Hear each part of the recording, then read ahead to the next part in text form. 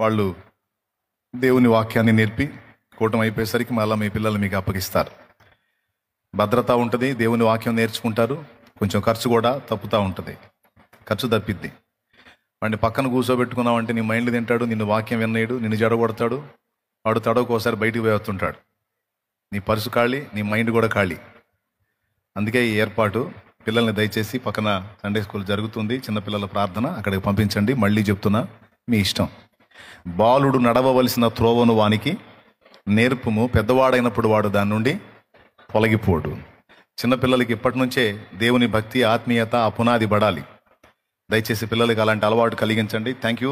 తల్లులు పిల్లల్ని తీసుకుని వెళ్తా ఉన్నారు, మంచిది. త్వరగా తీసుకెళ్ళి అప్పచెప్పి రండి, మంచిది. దేవుని వాక్యాన్ని ధ్యానించుకుందాం.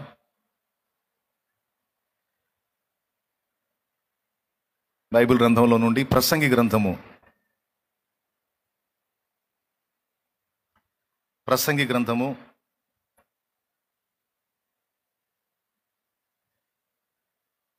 9వ అధ్యాయము. ప్రసంగి గ్రంథము 9వ అధ్యాయము 17-18 వచనాలు చదువుతున్నాను, చిత్తగించండి. 16 కూడా చదువుకోవచ్చు. బలము కంటే జ్ఞానము శ్రేష్టమే గాని బీదవారి జ్ఞానము తృణీకరింపబడును. వారి మాటలు ఎవరునూ లక్ష్యము చేయరు. బుద్ధిహీనులలో ఏలువాని కేకల కంటే మెల్లగా వినబడిన జ్ఞానుల మాటలు శ్రేష్టములు. 18వ వచనం. యుద్ధాయుధముల కంటే జ్ఞానము శ్రేష్టము. యుద్ధాయుధముల కంటే జ్ఞానము శ్రేష్టము. చిన్న మాట ప్రార్థన చేసుకుని దేవుని నడిపింపును పొందుకుందాం. ప్రేమ కలిగిన మా మహాపరిశుద్ధ తండ్రి, ఘనుడవగు దేవా, నీకు స్తోత్రములు. నీ దయాపూర్వక సంకల్పాన్ని బట్టి శుభవేళ మమ్మల్ని అందరినీ ఇటు రీతిగా ఇక్కడికి తీసుకొని వచ్చినందుకు వందనాలు. నా ప్రభువా, నీ బిడ్డలు చాలా దూరాల నుంచి ఎంతో వ్యయ ప్రయాసలు కోర్చి నీ పాదాల చెంతకు వచ్చారు. ఆశగల ప్రాణాన్ని తృప్తిపరిచే దేవుడవు నీవు. నీ బిడ్డల ఆశను, హృదయ వాంఛను తీర్చండి. మీరు మీ మాటలు, నీ వాక్యం పంపి నీ బిడ్డల్ని బలపరచండి. ఉపదేశాన్ని అడ్డగింప చూసే సైతాను, దురాత్మ, దయ్యపు అంధకార శక్తుల ప్రభావము నజరేయుడగు యేసు అధికారం కలిగిన నామంలో బంధిస్తున్నాం.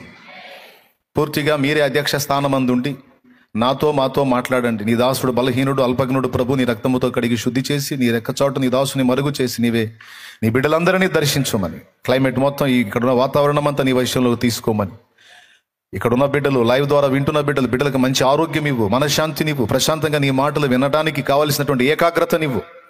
వారి దేహాల్లో ఉన్న రోగాలు తొలగించు, వారి మనసులో ఉన్న గలిబిలి తీసివేయి, వారి హృదయాల్లో ఉన్న ఆందోళన, అవిశ్రాంతి తొలగించి విశ్రాంతినిచ్చి వారి హృదయాలు నిమ్మళపరిచి నీ వాక్కులు అందించమని, నీ బిడ్డల్ని స్వస్థపరచు యేసునామములో, స్వస్థపరచు యేసునామములో, బలపరచు యేసునామములో, బాగు యేసునామములో తండ్రి నెమ్మదిపరిచి నీ వాక్కును అందించమని నీ పాదాలు పట్టుకొని యేసునామములో వేడుచున్నాం తండ్రి. ఆమేన్, ఆమేన్. ప్రభునందు ప్రియులారా, కొద్దిసేపే నేను దేవుని వాక్యాన్ని మీతో పంచుకుంటాను. ఎక్కువ టైం తీసుకోవాలనుకోవట్లేదు. ఆ పైన దేవుని చిత్తం, ఎందుకంటే నేను మళ్ళీ చెన్నై వెళ్ళే పని ఉంది, పాటల పని జరుగుతూ ఉంది. దేవుడు శ్రేష్టమైన 6 పాటలను అనుగ్రహించాడు. గడిచిన సంవత్సరంలో తమని పాటలు ఇచ్చాడు, పాడుకున్నాం ఈ సంవత్సరం అంతా. సైన్యములకు అధిపతి నీకేగా నా స్తుతి అనే పాట. జ్యోతిర్మయుడ ప్రేమ స్వరూపుడ ఈ పాట. కన్నుల జారిన కన్నీళ్లు తడిపెను దేవుని పాదాలు, ఇప్పటి నుండి నీ కళ్ళు చూచును దేవుని కార్యాలు. అట్లా మంచి మంచి పాటలు పాడుకున్నాం ఈ సంవత్సరం అంతా. ఇంకో పాట ఏదో ఉన్నట్టుంది. అమ్మ చూపలేదు నీ ప్రేమ, అవును, నాన్న చూపలేడు నీ ప్రేమ, మమతను చూపిన నా యేసయ్యా నీవేనయ్యా. ఈ పాట. హృదయ వాంఛలు తీర్చువాడా, నా కోరిక సిద్ధింపచేయువాడా, నిన్నే ఆరాధింతును. మంచి పాటలు ఇచ్చాడు యేసయ్యకి స్తోత్రాలు. ఈ సంవత్సరం ఇంకా మంచి పాటలు 6 పాటలు ఇచ్చాడు దేవుడు. ప్రతి పాట పాడుకోవటానికి కంఫర్ట్గా ఉండేటట్టు సిద్ధపరిచి మనకు అనుగ్రహించాడు. ఆదరణ గీతాలు, మంచి సాంగ్స్. అది దేవుడు కృప చూపాడు. మీ ప్రార్థన కొంత వర్క్ అయింది. పోయిన వారంలో కొంత హైదరాబాద్లో వర్క్ చేసాం. ఇప్పుడు మళ్ళీ చెన్నై వెళ్ళాలి. కాబట్టి నేను ఈ కూటమి ముగించి బయలుదేరాలి. కాబట్టి మీరు ప్రశాంతంగా వినండి. ఈ 2 వారాలు కొంచెం నన్ను వదిలేయండి. కూటమి అయిన తర్వాత మళ్ళీ రౌండ్ వేసి నన్ను పోనీయకుండా చేయవాకండి. కొద్దిగా నన్ను అర్థం చేసుకోండి. పనులు చాలా ఉన్నాయి. ఫైనల్లో మీ అందరి కోసం కలిపి ప్రార్థన చేస్తాను. కొంతమంది పాపం దూరం నుంచి, హైదరాబాద్ నుంచి కూడా వచ్చిన వాళ్ళు ఉన్నారు. ఇందాక వస్తా ఉంటే వాళ్ళు కనపడ్డారు. చాలామంది హైదరాబాద్ నుంచి వచ్చామన్నా అని, వైజాగ్ నుంచి, చాలా దూరాల నుంచి వచ్చారు. ఏం చేద్దాం, కాస్త నిలబడి మాట్లాడాలి. మీకు కూడా కాసేపు సమయం ఇవ్వాలని ఆశ ఉంది. కానీ ఇప్పుడున్నటువంటి మీటింగ్స్ హడావుడి, పని ఒత్తిడిని బట్టి నేను మీకు అందుబాటులో రాలేకపోతా ఉన్నాను. అర్థం చేసుకొని సహకరించండి. మీలో కొంతమంది ఇప్పటికే మనసులో అనుకుంటూ ఉంటారు, నువ్వు అందుబాటులోకి వచ్చింది మేమే అందుబాటులో తీసుకుంటాం, నేను ఏ పక్క నుంచి పోతావరా, ఎట్టున్నా మేము కాసుకుంటామని మీలో కొంతమంది ఇప్పుడే ఫిక్స్ అయిపోయినట్టు నాకు అర్థం అవుతుంది. చూద్దాం, మీరు గెలుస్తారో నేను గెలుస్తానో చూద్దాం. దేవునికి స్తోత్రం. హల్లెలూయా. గట్టిగా చెప్దాం ఒకసారి, హల్లెలూయా చెప్దాం. బైబిల్ గ్రంథంలో, ఇదే ప్రసంగి గ్రంథంలో ఓ మాట ఉంది. అది ఎక్కడుందో చెప్తే మీరు గ్రేటే. భూమి మీద మానవులకు శ్రేష్టమైనది ఏదీ లేదు అనే మాట ఉంది. అది ఎక్కడుందో చెప్తారా? 3 అంకెలు లెక్క పెడతా. ప్రసంగిలోనే ఉంది. భూమి మీద మానవులకు శ్రేష్టమైనది ఏదీ లేదు అనే మాట.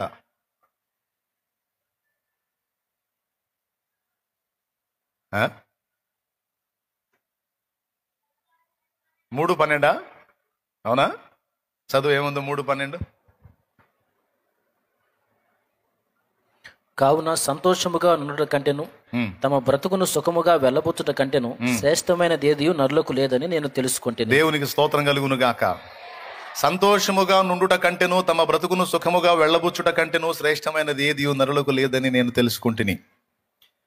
అంటే ప్రసంగి రచయిత సొలొమోను జీవితంలో అనేక అనుభవాల్ని కాచి వడపోచి చివరికి విరక్తి చెంది ఆయన పలికినటువంటి అనేక సంగతుల్లో ప్రసంగి ఒకటి. ప్రసంగి గ్రంథము అది కూడా ఒక మర్మాల గనే. ప్రసంగి గ్రంథాన్ని అంతా ధ్యానిస్తే అన్ని ప్రత్యక్షతలు బయలుపడతాయి. ఈ ప్రసంగి గ్రంథంలో మనుషులు పడేటువంటి ప్రయాస మొత్తం, అసలు దేనికి పడుతున్నారో, చివరికి వాళ్ళకి మిగులుతుంది ఏందో ఆయన వివేచించాడు. ఆయన వివేచించి చివరికి తేల్చింది ఏంటంటే, ఆకాశము క్రింద మనుషులు పడే ప్రయాసంతా వ్యర్థం వ్యర్థం వ్యర్థం అని 3 సార్లు అంటాడు. ఎలా చెబుతున్నావు అంటే, నేను దాదాపు లోకంలో ఉన్న వాటిని అన్నిటినీ చాలా వరకు మనుషులు అనుభవించాలని కోరుకునే వాటిని అన్నిటినీ అనుభవించి ఈ మాట చెప్తున్నాను అంటాడు. అనుభవం లేకుండా నేను ఈ మాట చెప్పట్లేదు, అనుభవించి నేను చెప్తున్నాను అంటాడు. నాకు తెలిసి ప్రపంచంలో సొలొమోను కంటే ఎక్కువ పెళ్లిళ్ళు చేసుకున్నాడు ఇంకొకళ్ళు లేడని నేను అనుకుంటాను. సొలొమోను కంటే ఎక్కువ పెళ్లిళ్ళు చేసుకున్నాడు ఇంకొకళ్ళు లేడని నేను అనుకుంటాను. 700 మంది రాజకుమార్తెలైన భార్యలు, 300 మంది ఉపపత్నులు, మొత్తం 1000 మంది భార్యలు ఆయనకి. ఒక భార్యకే ఏగలేగా చచ్చిపోతున్నారు. 1000 మందిని చేసుకుని మరి ఎట్లా వేగాడో ఏం కథ, మరి వాళ్ళ దెబ్బకి వ్యక్తి పుట్టి ఇట్లా తయారయ్యాడో ఏమో మనకైతే తెలీదు. మొత్తానికి మళ్ళా 700 మంది రాజకుమార్తెలైన భార్యలంట. అంటే భూరాజులు వాళ్ళ కూతుళ్ళని తెచ్చి సొలొమోనుకి ఇచ్చారు. ఎందుకంటే సొలొమోను ప్రసిద్ధి, సొలొమోను జ్ఞానం, సొలొమోను యొక్క పరిపాలన, సొలొమోను యొక్క రాజసం, ఆ విషయాలన్నీ కూడా ప్రపంచ ప్రసిద్ధిగాంచాడు. ఎలా ఫీల్ అయ్యారంటే, సామంత రాజులు ఎలా ఫీల్ అయ్యారంటే, అసలు సొలొమోను భార్య నా కూతురు అనిపించుకోవడం కంటే ఇక నాకు ధన్యత లేదు. ఆమెని చేతబట్టి ఆమెను అన్ని విషయాల్లో జాగ్రత్తగా చూసుకుంటాడో చూసుకోవడో నాకు అనవసరం. నా కూతురు సొలొమోను భార్య, సొలొమోను అనేవాడు నా అల్లుడు అనిపించుకుంటే చాలు అని వెంపర్లాడారు. పిచ్చోళ్ళలాగా వెంటబడి 700 మంది వాళ్ళ కూతుళ్ళని, 700 మంది రాజులు, 700 రాజకుమార్తెలను అప్పచెప్పారు సొలొమోను. మొత్తాన్ని పెళ్లి చేసుకున్నాడు. నాకు తెలిసి 2 కారణాలను బట్టి చేసుకొని ఉండొచ్చు. ఒకటి, అసలు స్త్రీల సంగతి ఏందో తెలుసుకుందామని చేసుకొని ఉండొచ్చు. రెండవది, రాజకుమార్తెలను ఎందుకు చేసుకొని ఉండొచ్చు అంటే, ఇప్పుడు చుట్టుపక్కల ఉన్న రాజులంతా ఆయనకు మామలై వాళ్ళందరికీ అల్లుడు అయ్యాడు అనుకో, కూతురు కోసమైనా సరే అల్లుడిని ఏం చేయరు. అర్థమైందా? సెక్యూరిటీ పర్పస్ అనమాట. ఆ నేపథ్యంలో కూడా అంతమందిని ఆయన చేసుకొని ఉండొచ్చు. మొత్తం మీద ఇప్పుడు మనుషులు పరుగులు ఎత్తుతున్నారు కదా. ఒక భార్యను చేసుకున్నాడు, ఒక భార్యతో తృప్తి చెందకుండా తిప్పలు పడతా ఉంటాడు, ఇంకేడన్నా గడ్డి తిందామా అని. ఎందుకంటే దురాశ, తృప్తి కలగదు. అందుకని ఇంకెక్కడన్నా తవ్వకాలు జరుపుతూ ఉంటాడు కొంతమంది జెంట్స్. అలాగే కొంతమంది స్త్రీలు కూడా అంతే. దేవుడు ఇచ్చిన భర్త ఏదో దేవుడు కృపలో అనుగ్రహించాడని తృప్తి చెందరు.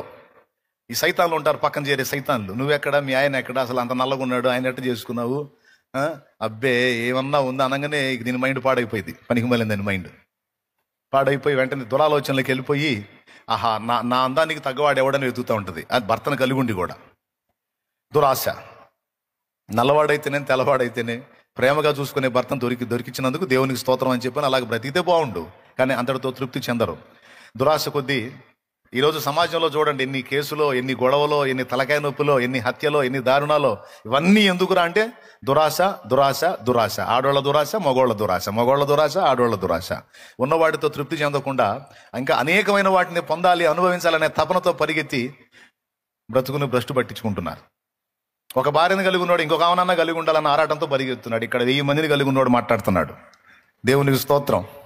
ఒరే, నువ్వు ఆఫ్టర్ ఆల్ ఇంకొక ఆమె కోసం ఎత్తుతున్నావు, ఇక్కడ 1000 మంది రా అంటున్నాడు. ఓకే, కొంతమందికి ఆస్తులు అంతస్తుల మీద మక్కువ.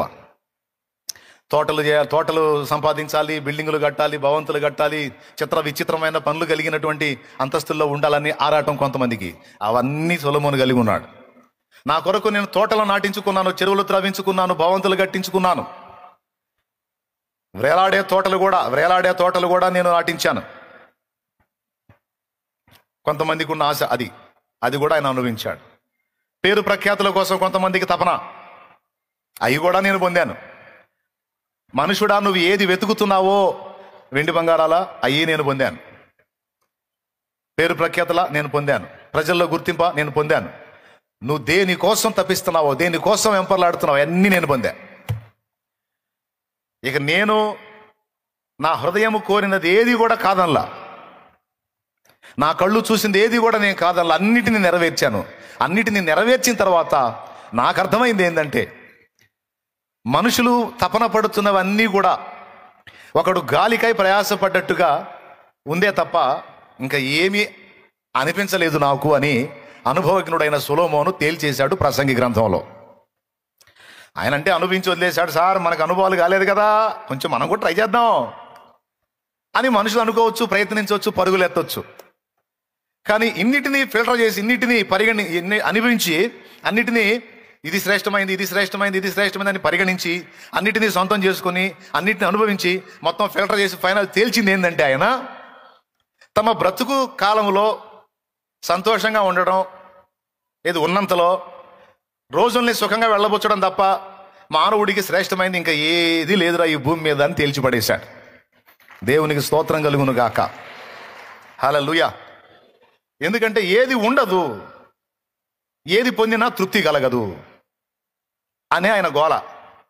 చూచుట చేత, మొదటి అధ్యాయంలోనే స్టార్టింగ్ చెప్పేస్తాడు, చూచుట చేత కన్ను తృప్తి పొందకున్నది, వినుట చేత చెవి తృప్తి పొందకున్నది, తినుట చేత కడుపు తృప్తి పొందకున్నది.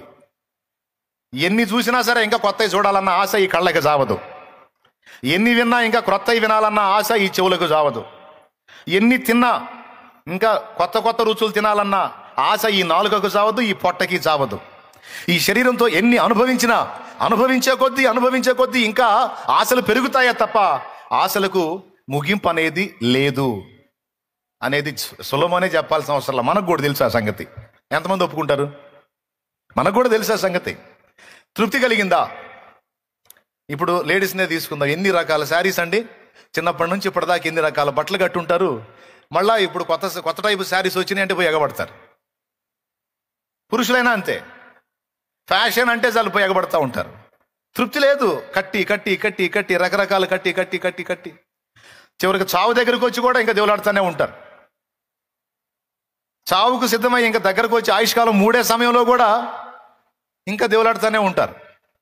అంటే ఈ శరీరానికి నువ్వు ఎంత చేస్తే అంత ఆశలు ఎక్కువ అవుతాయి తప్ప ఆశలు ఆగిపోవటం, ఆశలు బ్రేక్ అవటం అనే ప్రశ్నే లేదు.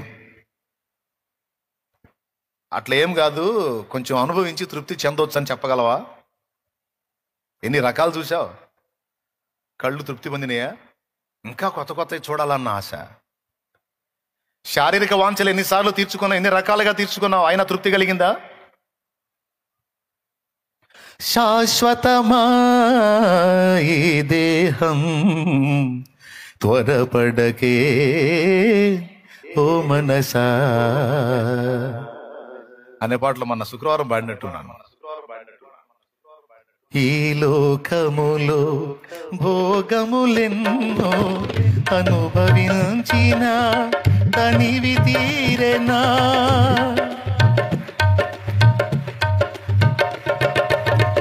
ఈ లోకములో భోగములెన్నో అనుభవించిన తనివి తీరెనా, ఈ తనువే రాలిపోయినా, ఈ తనువే రాలిపోయినా, నీ గతి ఏమో నీకు తెలియునా, శాశ్వతమా ఈ దేహం త్వరపడకే ఓ మనసా, శాశ్వతమా ఈ దేహం త్వరపడకే ఓ మనసా.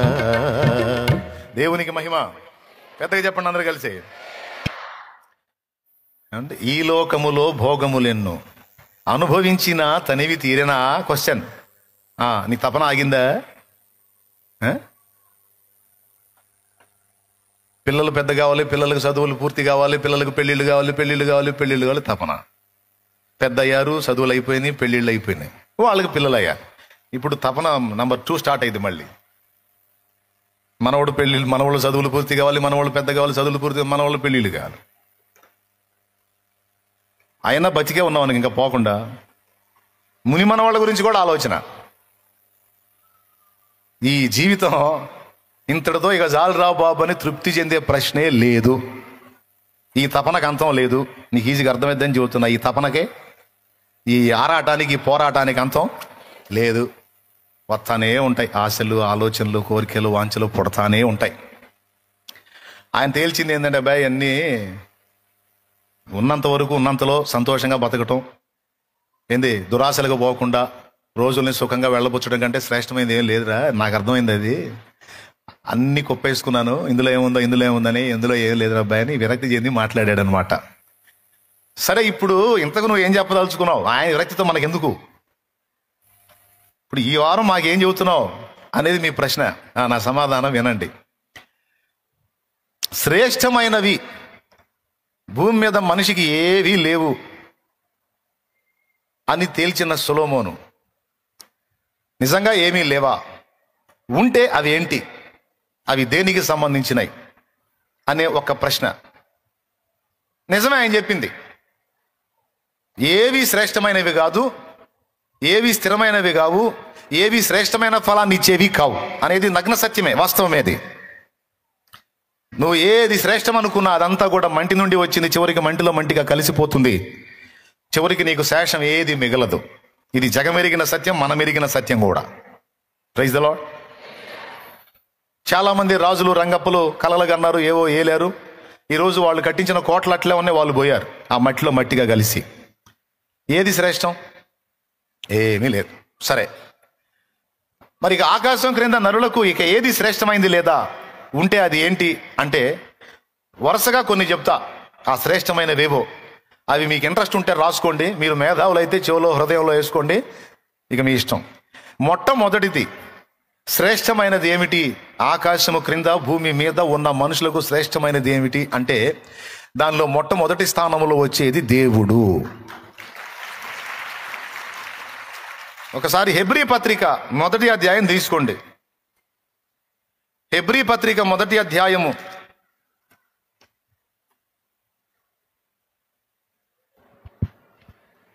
తీసారా?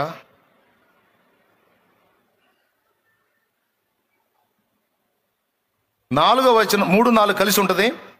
ఆయన దేవుని మహిమ యొక్క తేజస్సును, ఆయన తత్వము యొక్క మూర్తిమంతమునై ఉండి తన మహత్తు గల మాట చేత సమస్తమును నిర్వహించుచు పాపముల విషయములో శుద్ధీకరణము తానే చేసి దేవదూతల కంటే ఎంత శ్రేష్టమైన నామము పొందెనో వారి కంటే అంత శ్రేష్ఠుడై ఉన్నత లోకమందు మహామహుడగు దేవుని కుడి పార్శ్వమున కూర్చుండెను. ఎవరి శ్రేష్ఠుడు? ఎవరి శ్రేష్ఠుడు? దేవుడు. ఆయన పేరు నజరేయుడగు యేసు. భూమి మీద మానవ జాతి మొత్తం కూడా గుర్తించాల్సిన సత్యం ఇది.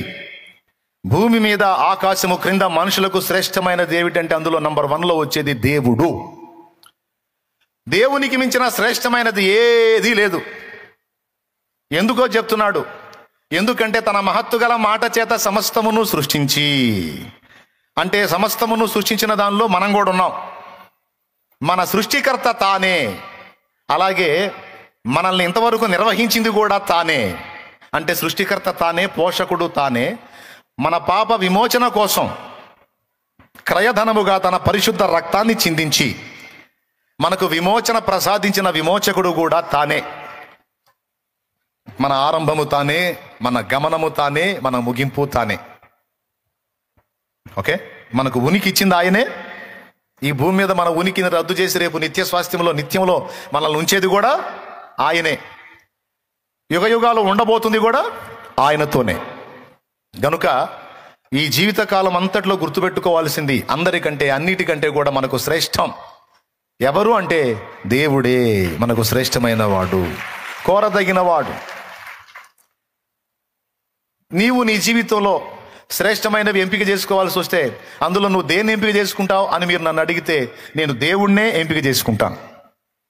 ఈ లోకం అంతా కూడా ఒక పక్క నుంచి, ఈ లోక ఆకర్షణలను, అందచందాలను, భోగభాగ్యాలను అన్నిటిని ఒక పక్క నుంచి దేవుడు ఒక్కడే ఓ పక్కన నిలబడి నీకు నేను కావాలా, అవన్నీ కావాలా అని కోరుకోమని దేవుడు నీతో అంటే నువ్వు దేన్ని కోరుకుంటావు? అంటే ఇప్పుడు ఇంత చెప్పాను కాబట్టి దేవుడినే కోరుకుంటాను అంటావు. కానీ చాలామంది ఇప్పుడున్న సమస్యలకు పరిష్కారాన్ని కోరుకుంటారు. అయ్యా దేవుడు కావాలి, నా సమస్యలకు పరిష్కారం కూడా కావాలని కోరుకుంటారు. అలా కాదు, దేవుణ్ణి కోరుకుంటావా లేకపోతే ఇదిగో ఆ లోకం అందించేవి కోరుకుంటావా? ఏది కావాలో కోరుకో అంటే దేవుని భక్తులుగా, దేవుణ్ణి ఎరిగిన వాళ్ళుగా మీరేం కోరుకుంటారో ఒకసారి చేయెత్తితే ఏం కోరుకుంటారు? దేవుణ్ణా, లోకాన్నా? దేవుడు అన్నోళ్ళు చేతులు ఎత్తండి. దేవుడు ఉంటే ఏం జరిగింది పిచ్చి మొకాలారా? శుభ్రంగా లోకాన్ని కోరుకుంటే ఆస్తులు, అంతస్తులు, భోగభాగ్యాలు, ధనధాన్యాలు, వస్తువాహనాలు, అనుబంధ బాంధవ్యాలు. దేవుణ్ణి కోరుకుంటే ఏముంది? ఆయన మనం ఆయనేగా. తెలివిగల్లోళ్ళు లోకాన్ని కోరుకుంటారు. అర్థమైందా? ఎవరిని కోరుకుంటారు? లోకాన్ని కోరుకుంటారు, లోకంలో ఉన్న వాటిని కోరుకుంటారు. ఇంతకీ యేసయ్య ఏం కోరాడో? యేసయ్యే మనకు మాదిరి. సాతాను ప్రభు దగ్గరకు వచ్చి ఈ లోక మహిమలను, ఈ లోక భోగాలను, వాటి మహిమను ఒక నిమిషంలో ఆయనకు చూపించి ఒక్కసారి నువ్వు నాకు కాలు మొక్కితే ఈ సమస్తము కూడా నీ చేతికి నేను అప్పగిస్తాను అని వాడు మాట్లాడినప్పుడు, సాతానా పొమ్ము, నీ దేవుడు అద్వితీయ దేవుడు, ఆయనకు మొక్కి ఆయనను ప్రేమించి ఆయనకే నమస్కరింపవాలని వ్రాయబడి ఉన్నదని వాడిని గద్దించాడు. నాకు తండ్రి కావాలి కానీ ఈ లోక చెత్త నాకు వద్దురా బాబు అని విసర్జించాడు. అంటే ఇప్పుడు శ్రేష్ఠుడెవరు? పరలోక తండ్రి. శ్రేష్ఠుడెవరు? దేవుడు. శ్రేష్ఠుడెవరు? ప్రభువు. శ్రేష్ఠుడెవరు? పరిశుద్ధాత్మ. ఆయన కావాలి మనకు. దేవునికి మహిమ. ఎలీషా నీకేం కావాలో కోరుకో. వెండి కావాలా, బంగారం కావాలా, రాజు దగ్గర గుర్తింపు కావాలా, పోనీ ఏదన్నా రాజ్యం కావాలా, కొన్ని పట్టణాల మీద అధికారివై ఉండాలా, ఏం కావాలో కోరుకో ఎలీషా అంటే, ఎలీషా ఏం కోరాడో తెలుసా? నీ మీదున్న ఆత్మలో 2 భాగములు 2 పాళ్ళు నా మీదికి వచ్చినట్లు దయచేయని అని అన్నాడు. అంటే దేవుణ్ణే కోరుకున్నాడు. అదే ప్లేస్లో మనం ఉంటే ఏ సార్ అధికారమా? ఎన్ని పట్టణాల మీద? అట్లయితే అది ఏమన్నాయా? లేకపోతే పైసలో, వెండి బంగారాలో, లేకపోతే రాజు దగ్గర గుర్తింపో, ఏం అడిగేవాళ్ళమో మన అవసరాలను బట్టి. ఎలీషా అయితే ఏం అడగల, దేవుడు కావాలి, దేవుడు చాలు అన్నాడు. దేవుని ఆత్మ చాలు అన్నాడు. బాగా వినండి. దేవుడు అనుగ్రహించాడు. పాపం ఏలియా పోతా పోతా ఎలీషాకి ఇచ్చింది ఏం లేదు, గొంగళి దుప్పటి తప్ప. అదే ఆస్తి. ఇప్పుడు నన్ను వెంబడించిన వాడికి నేను పోతా పోతా ఖర్చు పిచ్చిపోయినట్టు. దేవునికి స్తోత్రం. అంతకుమించి ఏం లేదు. గొంగళి దుప్పటి ఏం చేసుకుంటాడు? ఏలియా ఎత్తబడ్డాడు, ఆరోహణమయ్యాడు. ఎలీషా కింద నిలిచి కేకలేశాడు, నా తండ్రి, నా తండ్రి, ఇశ్రాయేలుకు రథమును రౌతును నువ్వు వెళ్ళిపోతున్నావు, ఇక్కడ పరిస్థితి ఏందని కేకేస్తే పైనుండి గొంగళి దుప్పటి పడింది. గొంగళి దుప్పటే. ఆ గొంగళి దుప్పటి భుజాన్ని వేసుకొని యోర్దాన్ నది దగ్గరికి వెళ్ళి ఆ దుప్పటి తీసి యోర్దాన్ నదికేసి కొట్టి ఏలియా దేవుడు ఎక్కడున్నాడని అడగగానే యోర్దాను 2 పాయలై దారిచ్చింది. యోర్దాను 2 పాయలై దారిచ్చింది. దుప్పటి అభిషేకమునకు గుర్తు, దుప్పటి ప్రవక్త పరిచర్యకు గుర్తు. నీ మీదున్న ఆత్మలో 2 పాళ్ళు నా మీదికి వచ్చినట్లు దయచేయమంటే ఏం కోరుకున్నాడో తెలుసా? దేవుణ్ణే కోరుకున్నాడు. అంటే ఎలీషాకి తెలుసు, నా జీవితంలో ఎవరుంటే నా బ్రతుకు సార్థకమైద్దో ఎలీషాకి తెలుసు. అందుకే ఆ మాట కోరుకున్నాడు. ఇది రాజుల 2వ గ్రంథము 2వ అధ్యాయంలో ఉంటుంది. ఇంటికి పోయి చదవండి, ఇప్పుడు టైం లేదు, జస్ట్ రెఫరెన్స్ రాసుకో అంతే. స్తోత్రం. పాయింట్కి వస్తా. ఇప్పుడు దేవుణ్ణి కోరుకున్నాడు. దేవుణ్ణి కోరుకున్నాడు. పైసలు లేవు, ఏమండి, డబ్బులు లేవు, వెండి బంగారాలు లేవు, ఏం లేవు. ఒక్క దేవుడే ఉన్నాడు ఎలీషాకి. మీరు గమనిస్తే ఎలీషా లైఫ్ని మీరు చదవండి. ఒక్క దేవుడు తప్ప ఇంకా ఏమీ లేదు ఎలీషాకి.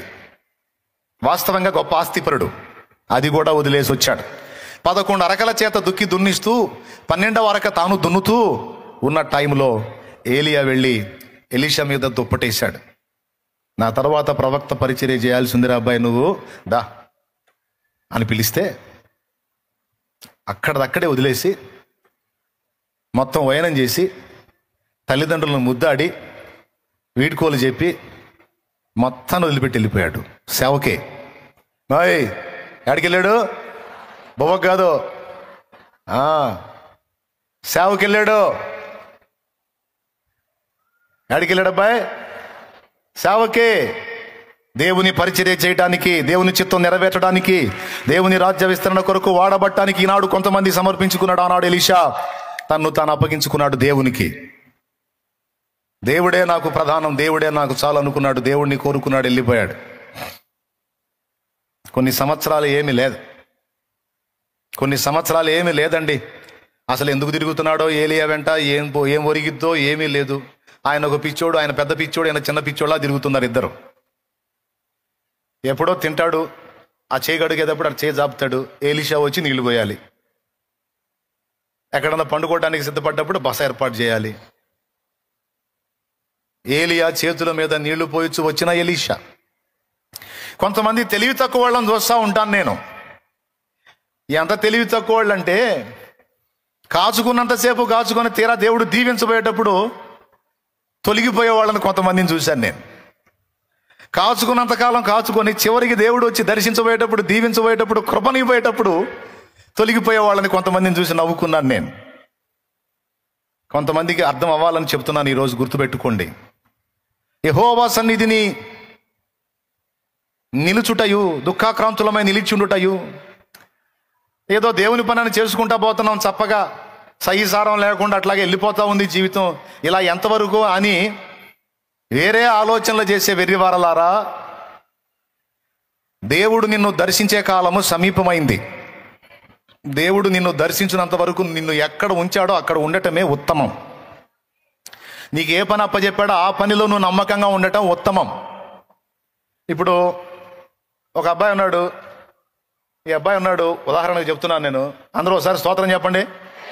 ఒకసారి పక్కన వాళ్ళని కదిలించండి, పక్కన వాళ్ళ ముఖాలు చూడండి, చేతులు కలపండి, కొంచెం బాగున్నారా, బతికే ఉన్నారా, పలకరించండి కొద్దిగా.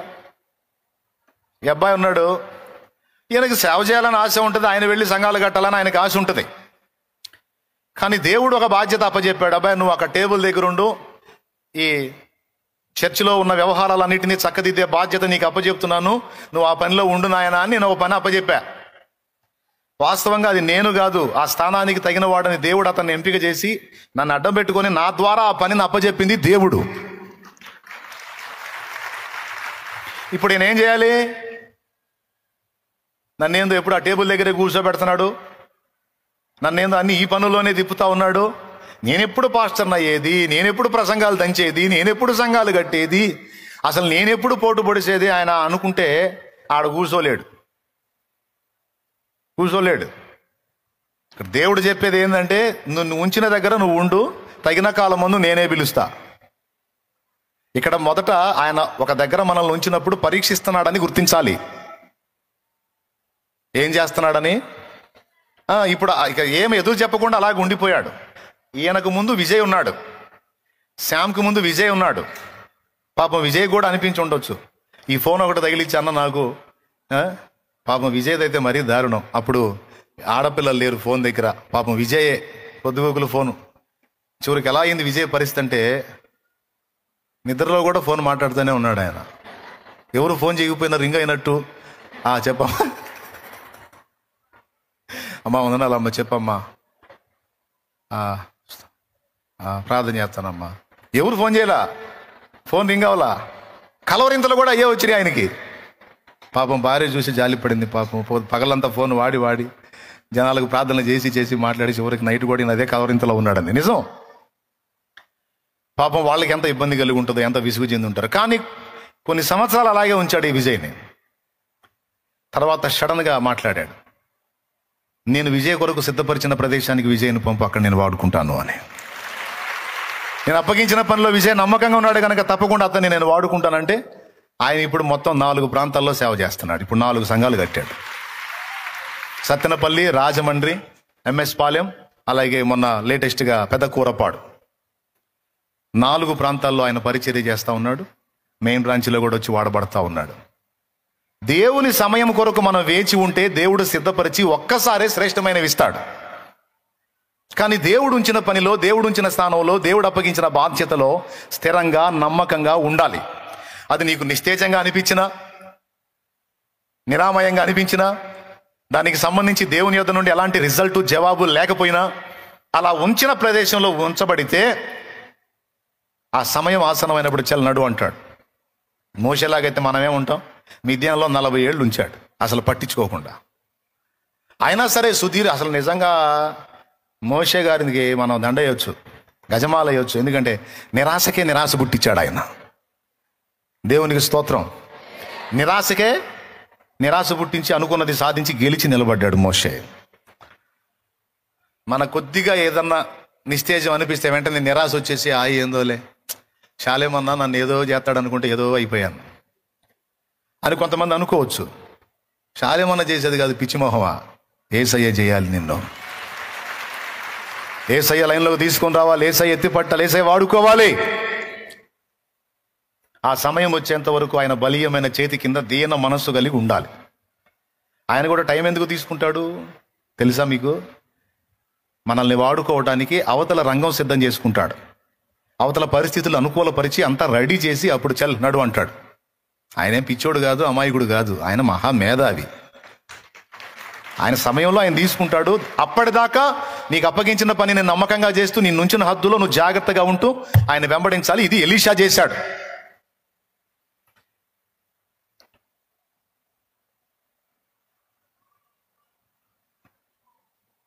ఏందో ఈయన ఒక పిచ్చోడు ఆ గొంగళతో పట్టేసుకొని తిరుగుతూ ఉంటాడు. ఈయన వెంట నేను ఎందుకు తిరుగుతున్నాను నాకేం అర్థం కావట్లేదు. ఆయన ఒక పెద్ద పిచ్చోడు, నేను చిన్న పిచ్చోడు అనుకుంటాను. ఉండలా. నన్ను దేవుడు పిలిచాడు, ప్రవక్తగా పిలిచి వాడుకుంటే అప్పుడే వాడబడతాను. అప్పటిదాకా ఇదిగో ఉన్న ప్రవక్తకి నేను పరిచర్య చేస్తాను, ఉన్న ప్రవక్తకి నేను సహకారిగా ఉంటాను, ఉన్న ప్రవక్తకి నేను ఆదరణకరంగా ఉంటాను, ఉన్న ప్రవక్తకి అవసరమైతే నేను ఉపచారం చేస్తాను, ఏ ఉపచారమైనా అనే దర్శనం కలిగినోడు. అప్పచెప్పిన పనిలో స్థిరంగా నమ్మకంగా అంటు కట్టబడి ఉన్నాడు. తర్వాత ఒక సమయం వచ్చింది. ఆ సమయం వచ్చినప్పుడు ఏలియా ఆరోహణం అయ్యే టైంలో ఎలీషాకి చెప్పాడు, నువ్వు ఇక్కడ ఉండు, నన్ను దేవుడు గిల్గాలికి వెళ్ళమంటున్నాడు. అక్కడ నుంచి నన్ను ఎరికో బొమ్మన్నాడు, అక్కడ నుంచి నన్ను బేతేలు బొమ్మన్నాడు, అక్కడ నుంచి నన్ను యోర్దానుకు బొమ్మన్నాడని 4 సార్లు ఎలీషాని కట్ చేయాలని చూశాడు. ఎలీషా వదిలిపెడతాడా? యెహోవా జీవముతోడు నీ జీవముతోడు నిన్ను విడవనని వెంటబడ్డాడు.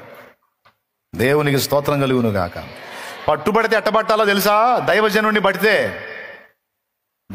పట్టుబడితే ఎట్టబట్టాలో తెలుసా? దేవుణ్ణి పట్టినట్టు పట్టాలి పట్టు.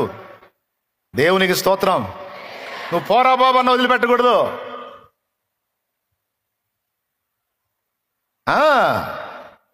నువ్వు పోమ్మా, నీకు దండం పెడతా పోన్న పట్టు వదలకూడదు. శూన్యమీరాలు పట్టింది ఆ పట్టు వల్ల సచ్చిన బిడ్డ తిరిగి బతికాడు. దేవునికి స్తోత్రం కలుగును గాక. కొంతమంది ఊరకనే ఫీల్ అవుతూ ఉంటారు. ఏంది గంట సేపు అయితే మేము వచ్చి రాడా ఏంది అని నయమానులు ఉంటారు. నయమానులు ఆవేశంతో గొడ్డలు దించుకుంటుంటారు. దించుకో పో, ఏమైద్ది? నువ్వు పోతే నీ తాతలు 14 మంది, ఇచ్చేవాడు దేవుడు. నువ్వు పోయావనుకో ఎవరు తేడా పడతారు? వెనకటికి ఎవరో చెడు మీద అలిగాడంట. దేవునికి స్తోత్రం. అట్లా ఇది ఇంక వదిలే వివరణ. దేవునికి మహిమ. హల్లెలూయా. ఏం ప్రాబ్లం లేదు, దైవజనుడికి ఏం ప్రాబ్లం ఉండదు. ఆవేశపడకూడదు, వస్త్రములు చించుకొనరాదు. సంయమనం పాటించి ఓపికతో కాచుకోవాలి. దేవుని కార్యాలు ఎయ్యి పొందాలన్నా మనం తొందరపడితే కాదు, నిదానంగా ఒక పద్ధతి ప్రకారం దేవుడు కార్యాలు చేసుకుంటూ వస్తాడు. దైవజనుడి కోసం నువ్వు వచ్చినప్పుడు ఖచ్చితంగా వేచి ఉండాలి. గంట కాదు, 2 గంటలు, రోజు కాదు, 2 రోజులైనా నువ్వు కాచుకోవాలి. ఆ చేయి నీ మీదకి రావాలంటే కొన్నిసార్లు నిన్ను పరీక్షించడానికి కూడా నిన్ను కూర్చోబెడతాడు దేవుడు. కొంతమంది 1 గంట, గంటన్నర, 2 గంటలు చూసేది ఇక అద్దె పోవటం. నయమాన్ అంతే చేశాడు. ఎలీషా లోపల ఉన్నాడు, నయమాను కుష్ఠరోగి పేషెంట్. ఆయన ఏమన్నా వచ్చి ప్రార్థన చేస్తాడు, ఏమన్నా వచ్చాడు, ఆయన రాలా. యొర్దానులో 7 సార్లు మునిగి బాగుపడతాడు పొమ్మని అన్నాడు. అక్కడ అంటాడు నయమాను, ఈ యొర్దాను నదే శ్రేష్టమైందా? మా దగ్గర ఉన్న నదులు శ్రేష్టమైనవి కాదా? వాటికంటే ఇది శ్రేష్టమైందా? 7 సార్లు తిప్పండి రథాలు అన్నాడు. ఆవేశంగా పోయాడు. ఎవరి మీద కోపం వచ్చింది నయమానికి? ఎంత చెడ్డ పోలీసోడు కదా. దేవునికి స్తోత్రం. పోలీసోడు కదా. ఆ మంట చూపించాడు. రథం తిప్పండి బండి తిప్పండి అని తిప్పి వెళ్ళిపోయాడు. కొంచెం దూరం పోయిన తర్వాత ఆయన సర్వెంట్ చెప్పాడు, మాట్లాడాడు, సార్ మీకు ఎంత ఆవేశం అయితే ఎట్లా అని. ఆవేశం కాదురా, నేను అంత కష్టపడి అంత దూరం సిరియా నుంచి ప్రయాణం చేసి అతనికి ఎన్ని డబ్బులు తెచ్చాను నేను కాదురా, ఎంత సంపద తెచ్చాను. ఏదో అతని గురించి చెప్పారు, వస్తాడు, జబ్బుగా ఉన్న చోట తన చేతులు ఆడించి నాకు స్వస్థత ఇచ్చి ఇవన్నీ పొందుకుంటాడని నేను అసలు అతన్ని ఎంత సన్మానించాను. నా రేంజ్ ఎక్కడ, అతని రేంజ్ ఎక్కడ? ఇటు బొందా. దైవజనుడికి మించిన రేంజ్ ఇంకోటి లేదు. నువ్వు ఏ పదవైనా చెప్పు, ఏ హోదా, ఆఖరికి భూ రాజైనా సరే వాడు దైవజనుడి కంటే తక్కువే. దేవునికి మహిమ కలుగును గాక. కాదురా, నా రేంజ్ ఏంటి, నా స్టేటస్ ఏంటి, నా పొజిషన్ ఏంటి, నా అంతస్తు ఏంటి? నేను వచ్చాను, కనీసం బయటకు వచ్చి ఆ జబ్బుకున్న దగ్గర చేతులు ఆడించి అలాగ చేయాలి కదా. లోపలుండి కనీసం ఏంటది? కోపం వచ్చిందిరా. అప్పుడు వాడు అడిగాడు, సార్ మీరు అధికారిగా వచ్చారా పేషెంట్గా వచ్చారా అని అడిగాడు. పేషెంటే ఉందనుకో రోగం, మరి అంత తృణీకారమా? అరే తృణీకరించాడని ఎందుకు అనుకుంటున్నావు? పరీక్షించి ఉండొచ్చుగా నీ విధేయతని, నీ ఓర్పు సహనాల్ని పరీక్షించి ఉండొచ్చుగా. దైవజనుడికి ఆ మాత్రం హక్కు లేదా? నువ్వు జబ్బు కలడు అని మర్చిపోతున్నావు సార్. నువ్వు అందరి మీద పెత్తనాలు చేసినట్టు దైవజనుడి మీద కూడా పెత్తనం చేసి ఎట్లా? ఏం చెప్పాడు? కాదు, తల కింద పెట్టి కాళ్ళు పైకి లేపు, 1 సంవత్సరం అంతే ఉండమన్నాడా? జబ్బు తగ్గితే అట్టుండ్రా అంటే ఉంటావుగా. అరే యొర్దానులో 7 సార్లు మునిగి శుద్ధుడు అవుతాడు పొమ్మని అని చూస్తే నీకేదో పోగు అన్నాడు. అంతేనంటావా? మరి అంతకాకే ఉంది. మరి ఆపురా రథం, పదరా. పోయాడు. 7 సార్లు మునిగాడు, 6 సార్లు మునిగాడు. ఎరా ఏమన్నా మారిందా? ఏ లేదు. 1, 2, 3, 4, 5, 6, 7. 7వసారి మునిగి లేచేసరికి ఆ కుష్ఠరోగం అంతా పోయి పసిపిల్లవాని దేహము వల్లే నయమాను దేహం మారిపోయింది. అప్పుడు ఆలోచనలో పడరే, ఇంత మూర్ఖం పని చేశాను నేను. దైవజనుడు చెప్పిన మాట చేయకుండా, దైవజనుడు చెప్పిన మాటకి విధేయత చూపకుండా, దైవజనుడి మీద నేను కోపగించుకుని దైవజనుడికే నా ప్రతాపం చూపించాలనుకున్నాను. అరే ఎంత నష్టపోయేవాడిని నేను ఈ ఆవేశంతో పోయినట్టయితే అని బాధపడి మళ్ళా పోతాడు ఎలీషా దగ్గరికి. అప్పుడు వస్తాడు ఎలీషా బయటికి. కార్యం జరగక ముందు రాడు, లోపలే ఉంటాడు. కార్యం జరిగిన తర్వాత బయటకు వచ్చి నిలబడితే అప్పుడు, అయ్యా స్వస్థత పొందానయ్యా, మీకోసం ఇదిగో తెచ్చానయ్యా, బంగారం తెచ్చా, వెండి తెచ్చా, దుస్తుల బట్టలు తెచ్చానయ్యా అంటే, నాకేం అక్కర్లేదు తెప్పో, బేదలకు ఇచ్చుకోపో, నాకు అక్కర్లేదని అంటాడు. సొమ్ము ఇస్తానన్నా తీసుకోడు. ఎలీషా పెద్ద ఏదో కోటీశ్వరుడిలాగా. ఏముందండి ఆయనకి? గొంగళి దుప్పటి తప్ప. వాళ్ళ గురువు గారు పోతా పోతా ఆ దుప్పట ఒకటి ఇచ్చాడు. ఏమి పెద్ద ఏమన్నా వెండి దుప్పట, బంగారు దుప్పట? అది మామూలు దుప్పటి కాదు, అభిషేకము. దేవుడే వచ్చి కూర్చున్నాడు ఎలీషా దగ్గర. దేవుడే వచ్చి కూర్చున్నాడు ఎలీషా మీద. ఇప్పుడు ఎలీషాకి ఏంటో తెలుసా గొప్పతనం? ఎలీషాకి ఇక ఏది తక్కువ కాదు. ఇంకా ఎవరికైనా ఏదైనా కొదువు ఉంటే అవి ఎలీషానే తీరుస్తాడు. మళ్ళా చేతిలో రూపాయి డబ్బులు ఉండవు. ఒక ఆమె వస్తుంది, మా ఆయన అప్పులు పాలయ్యాడయా, చనిపోయాడు, పిల్లల్ని తీసుకొని పోతున్నారు అప్పులు ఇచ్చిన వాళ్ళు. దైవజనుడా ఏం చేయాలో అర్థం కావట్లేదు. ఏం బాధపడుతు, నీ దగ్గర ఏముంది? ఇంట్లో నూనె తప్ప ఏమి లేదు, ఒక కుండలో నూనె ఉంది. అవునా, సరే పో, చుట్టుపక్కల ఇళ్లలో అరువు తెచ్చుకో, బిందెలు పాత్రలు ఏ దొరికితే తెచ్చుకో, ఇంటి నిండా పెట్టుకో, ఆ తలుపులు వేసేయి, నీ పిల్లల్ని నువ్వు లోపల ఉండి ఆ పాత్రలో నూనె ఆ కుండలన్నీ నింపు.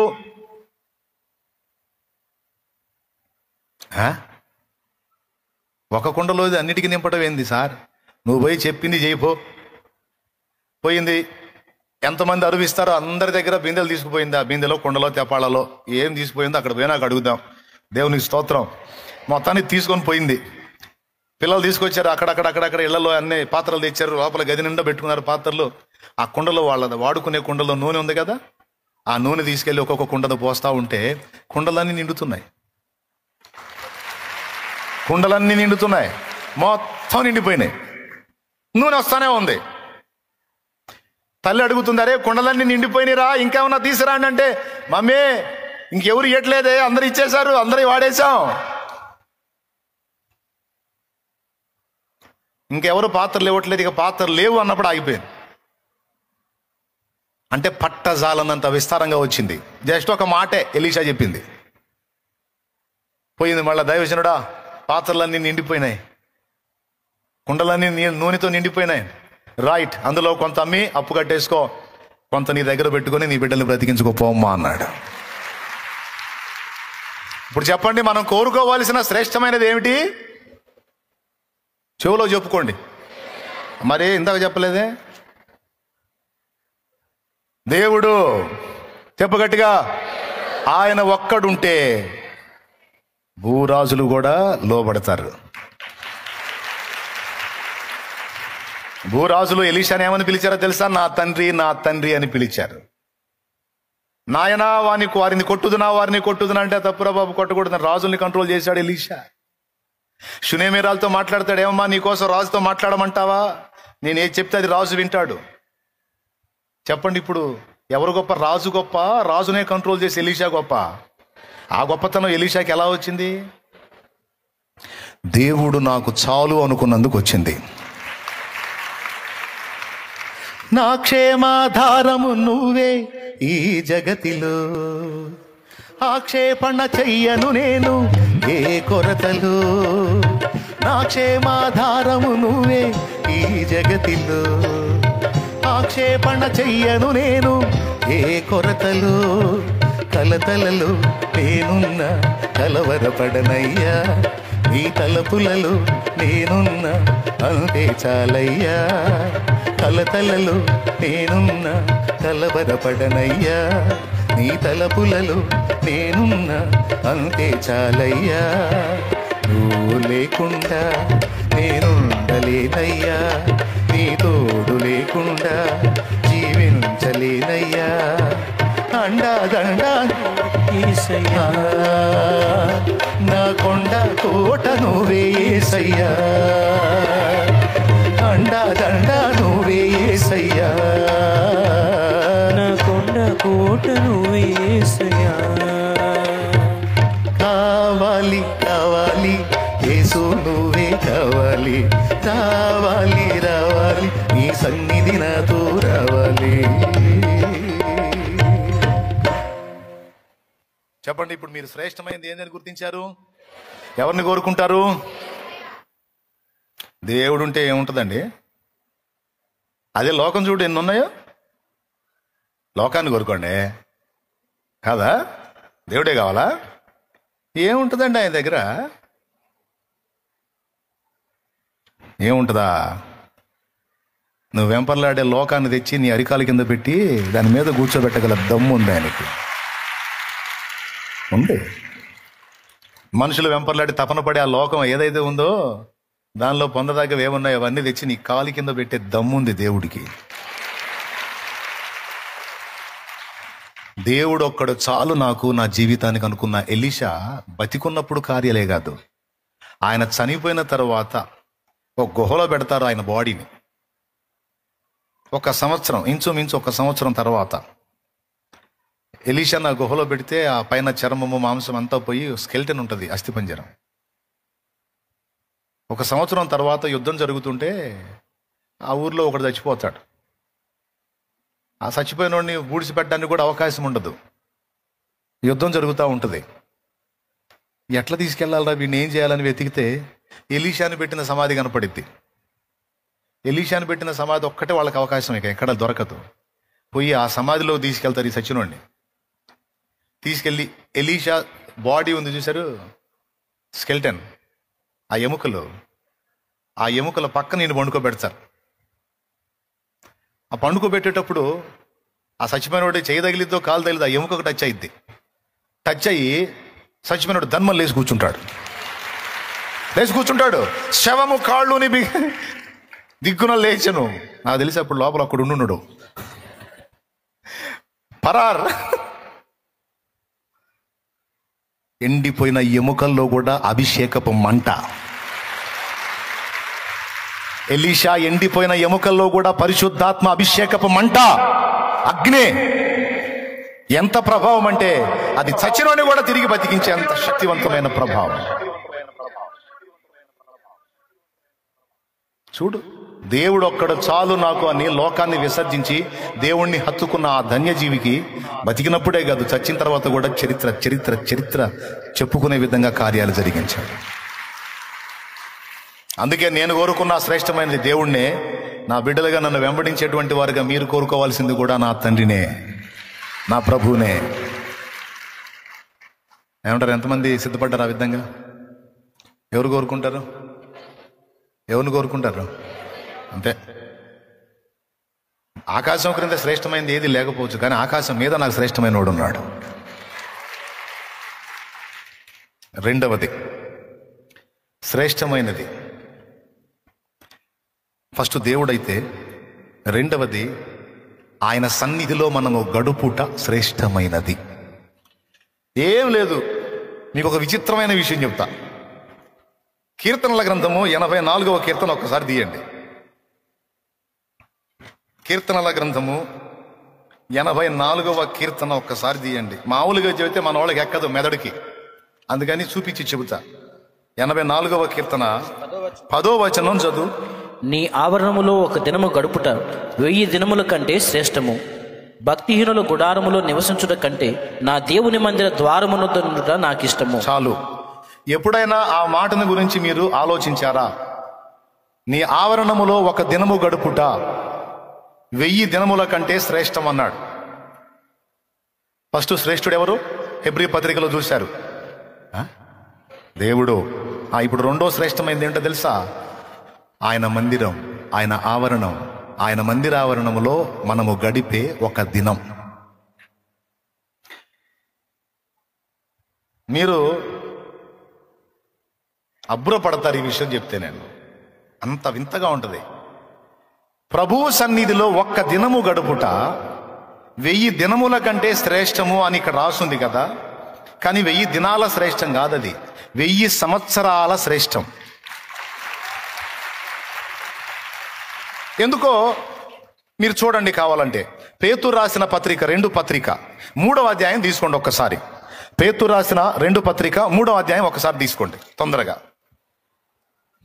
ప్రభువు దృష్టికి 8వ వచనం చూడండి ఒకసారి. ప్రభువు దృష్టికి 1 దినము 1000 సంవత్సరముల వలెను, 1000 సంవత్సరములు 1 దినము వలెను ఉన్నవి. అద్దుగో. ఇప్పుడు దాన్ని కలిపి చదవండి. చర్చికి రాయి అంటే పైనారం వచ్చాలే, ఈసారి వారు వస్తాంలే పో, ఏదో అడుక్కుని వాడికి ముష్టి వేసినట్టు. పిచ్చోడా పిచ్చిదానా. 1 రోజు దేవుని సన్నిధిలో నువ్వు గడిపితే నీ లిస్టులో నిత్యత్వంలో 1000 సంవత్సరాల కృప దొరుకుతుంది, 1000 సంవత్సరాల ఆశీర్వాదం దొరుకుతుంది. ఎందుకంటే ప్రభువు దృష్టికి ఒక్కరోజు 1000 సంవత్సరాల వలె ఉంది. అప్పుడు దేవుని సన్నిధిని నిర్లక్ష్యం చేసి ఎన్ని సంవత్సరాల దీవెన కోల్పోయాం ఒక్కసారి ఆలోచించు. చెప్పండి, సోదరుళ్ళకి చెప్పండి. ఆ సోదరుళ్ళు ఉన్నారు కొంతమంది, ఆ సోదరుళ్ళు అరే ఆ రోజుల్లో దొరికేది ఒక పూట అయితే ఆ ఒక పూట కూడా ఎగ్గొట్టి లోకంలో తిరుగుతూ ఉంటారు. పనికి మాలిన తెలివి. భక్తిహీనులాతో నివసించుట కంటెను నీ మందిరావరణములో ఒక్క దినము గడుపుట. భక్తిహీనులాతో నివసించుట కంటెను నీ మందిరావరణములో ఒక్క దినము గడుపుట. 1000 దినాల కంటే శ్రేష్టమైనది, 1000 దినాల కంటే శ్రేష్టమైనది శాశ్వత కృపను నేను తలంచగా కానుక నైతిని నీ సన్నిధిలో, కానుక నైతిని నీ సన్నిధిలో శాశ్వత కృపను నేను తలంచగా. హల్లెలూయా. మీ నోటితో మీరు చెప్పండి, ఒక్కరోజు దేవుని సన్నిధిలో మనం గడుపుట ద్వారా ఎన్ని సంవత్సరాల ప్రయోజనం? అది దినములదా లేకపోతే సంవత్సరములదా? ఇక్కడేమో కీర్తనాకారుడేమో ఇది కొరహ కుమారుల దైవధ్యానం 1000 దినముల కంటే శ్రేష్టమని రాశాడు. కానీ ప్రభు దృష్టిలో మనం కానీ చూసినట్లయితే పేతురు చెప్పాడు, ఒక దినము 1000 సంవత్సరములతో సమానము. ఇప్పుడు చూడిక ఏమాత్రం మైండ్ ఉన్నా, సరిగ్గా మైండ్ పనిచేసినా, ఏమాత్రం ఖాళీ దొరికినా ఇక నువ్వు లోకంలో గడపవు. ఎందుకంటే ఒక్కరోజు దేవుని సన్నిధిలో మనం ఆయన పరిచర్యలోనో ప్రార్థనలోనో ఆయన సన్నిధిలోనో మనం గడిపితే అది ఏకదం 1000 రోజులు కాదు, 1000 సంవత్సరముల దీవెన తెచ్చి పెడుతుంది. రేపు నిత్యత్వం అంతా కూడా ఆ దీవెన మనం అనుభవించబోతున్నాం. అది నిజమా అబద్ధమా? నిత్యత్వం అంతా కూడా మనం ఈ ఫలాన్ని అనుభవించబోతుంది, నిజమా అబద్ధమా? అది నిజం అన్నప్పుడు ఇక నువ్వు ఉండగలవా? ఈ సంగతి అర్థం కాలేదు కాబట్టే ఖాళీ దొరికితే లోకంలో తిరుగుతున్నారు. లోకంలో కాదు పిచ్చోడా, దేవుని సన్నిధిలో గడపాలి. లోకంలో కాదు పిచ్చిదానా, దేవుని సన్నిధిలో గడపాలి. వెర్రిమోహమా, ఒక్కరోజు ఈరోజు ఖాళీ వచ్చిందా ఆ రోజు ఇందులో దేవుని లెక్కలో జమ వేసేసాయి, దేవుని సన్నిధిలో జమ వేసేసాయి. నువ్వు ప్రార్థన చేస్తావో, పరిచర్య చేస్తావో, మందిరం ఉడుతావో, లేకపోతే మందిరంలో గడిపేస్తావో, ఖాళీగా ధ్యానం చేసుకుంటా, ప్రార్థన చేసుకుంటా, వాక్యం చదువుకుంటా నువ్వు ఎట్ట గడుపుతావో నాకు తెలీదు. ఖాళీ రోజులే వదిలిపెట్టకపోతే ఆదివారం వదులుతావా? జీవితంలో మర్చిపోవద్దు ఈ సంగతి. తెలియని వాళ్ళు కూడా తెలియజెప్పండి. ఒక్క ఆదివారం మనం దేవుని సహవాసంలో గడుపుట 1000 దినాల ఆశీర్వాదమే కాదు, 1000 సంవత్సరాల దీవెన మనకు దొరికేటట్టు చేస్తుంది. ఇది వాక్య సత్యం అని చెప్పండి. ఉందా లేదా? అది తెలియని వాళ్ళకి మీరే నేర్పాలి, మీరే అవగాహన కలిగించాలి. ఖాళీ దొరికిందా మాట్లాడు. వదినా బజార్లో తిరుగుదావా అని కాదు మాట్లాడాల్సిందే. వదినా పక్కింటి వాళ్ళ పాపాలు పంచుకుందాం ఈరోజు కూర్చొని అని కాదు మాట్లాడాల్సింది. వదినా ఈరోజు ఖాళీ ఉంది, నీ ఖాళీయా? పదా దేవుని సన్నిధికి పోదాం, దేవుని పాదాల చెంతకు పోదాం, దేవుని సన్నిధిలో గడుపుదాం, దేవుని మందిరంలో గడుపుదాం, దేవుని ముఖ ప్రత్యక్షతను చూద్దాం, ముఖ ప్రసన్నతను అనుభవిద్దాం. వస్తావా? భక్తికి రేపు, ఆత్మీయతకి రేపు, ప్రార్థనకి రేపు, దేవుని మందిరానికి పదాన్ని రేపు. వదినా వదినో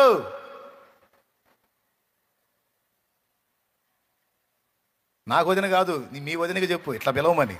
మీరందరూ నాకు వదినలే కదమ్మో, నాకు అక్కలు. దేవునికి స్తోత్రం. ఏమని పిలుస్తావు? వదినా అని. దేవుని సన్నిధికి ఆహ్వానించు, దేవుని సన్నిధికి ఆకర్షణ. పరుగులేతో యెహోవా మందిరమునకు వెళ్ళుదమని జనులు పలుకగా నేను సంతోషించితిని, నేను సంతోషించితిని. అలా దేవుని సన్నిధిని ప్రేమించిన వాళ్ళని స్పెషల్గా దృష్టిస్తాడు ఆయన. ఒక్క మాటలో చెప్పాలంటే ఆయన కళ్ళు వాళ్ళ మీద ఉంటాయి, ఆయన చెవులు వారి ప్రార్థనల వైపు ఉంటాయి. ఆయన తెలుసు ఆయనకి ఈ పిచ్చిదానికి నేనే ప్రపంచం. ఎప్పుడు ఖాళీ దొరికినా సరే ఆ బైబిల్ బ్యాగ్ తీసుకుంటుంది, తగిలించు భుజాన్ని తగిలించుకుంటే పరిగెత్తానే ఉంటుంది. ఎక్కడికంటే నా సన్నిధికి, నా సన్నిధికి, నా సన్నిధికి. ఈ నా కుమార్తె నన్నెంతో ప్రేమించే నా కుమార్తె, ఈ నా కుమారుడు నన్నెంతో ప్రేమించే నా బిడ్డ, నా కుమారుడు. ఏ కొంచెం ఖాళీ దొరికినా నా సన్నిధిలోనే గడపడానికి ఇష్టపడతాడు. ప్రార్థనలు ఎందు, ధ్యానం ఎందు, పరిచర్య ఎందు ఎడతెగకుంటాడు నా బిడ్డ. వానికి నేనే లోకం, నేనే ప్రపంచం అని. ఏ రోజుకు ఆ రోజు లెక్క కడతాడు తమ్ముడా, లెక్క కడతాడు అన్నయ్య. మొత్తం లిస్టు తీస్తాడు. ఎన్ని రోజులు నువ్వు దేవుని పేరిట, దేవుని సన్నిధిలో, దేవుని పనిలో, దేవుని కార్యాల్లో నువ్వు ఉన్నావో ఆ అన్ని రోజులు ప్లస్ 1000 సంవత్సరాలు. ఒక్కొక్క రోజుకు ఒక్కొక్క 1000. ఇక నిత్యత్వం అంతా దీవెనేగా, ఇక నిత్య జీవం అంతా కృపేగా, ఆశీర్వాదమేగా. చూడు ఎంత తెలియక నిర్లక్ష్యం చేస్తున్నామో, ఎంత పొరపాటు పడుతున్నామో చూడు. ఆ ఆశీర్వాదాన్ని మనం పోగొట్టుకోదు. రైట్. ఏది శ్రేష్టమైనది? రెండవది, ప్రభు పాద సన్నిధిలో మనం గడిపే సమయము శ్రేష్టమైనది అని రాసుకో. ప్రభువు శ్రేష్టమైన వాడు. రెండవది, ప్రభువు పాద సన్నిధిలో మనము గడిపే సమయము శ్రేష్టమైనది.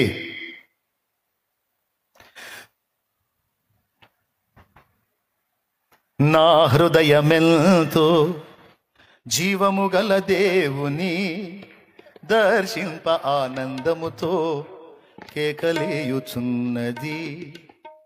నా దేహమెంతో నీకై ఆశించే, నా దేహమెంతో నీకై ఆశించే, నా హృదయమెంతో జీవము గల దేవుని దర్శింప ఆనందముతో కేకలేయుచున్నది. నా హృదయమెంతో జీవము గల దేవుని దర్శింప ఆనందముతో కేకలేయుచున్నది. నా దేహమెంతో నీకై ఆశించే, నా దేహమెంతో నీకై ఆశించే, శాశ్వత కృపను నేను తలంచగా కానుకానైతిని నీ సన్నిధిలో, కానుకానైతిని నీ సన్నిధిలో, శాశ్వత కృపను నేను తలంచగా. దేవునికి మహిమ.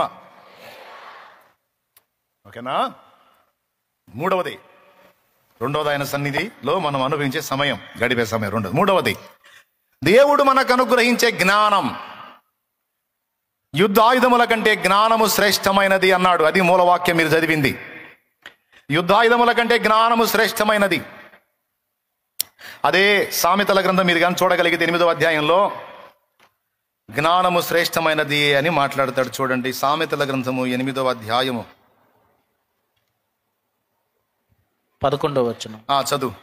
జ్ఞానము సత్యముల కన్నా శ్రేష్టమైనది. ముత్యముల కన్నా, చూడు, జ్ఞానము ముత్యముల కన్నా శ్రేష్టమైనది. దేవునికి మహిమ. ఎవరికైనా పొరపాటు పోయేదిలేమ్మా, నవ్వుతారు.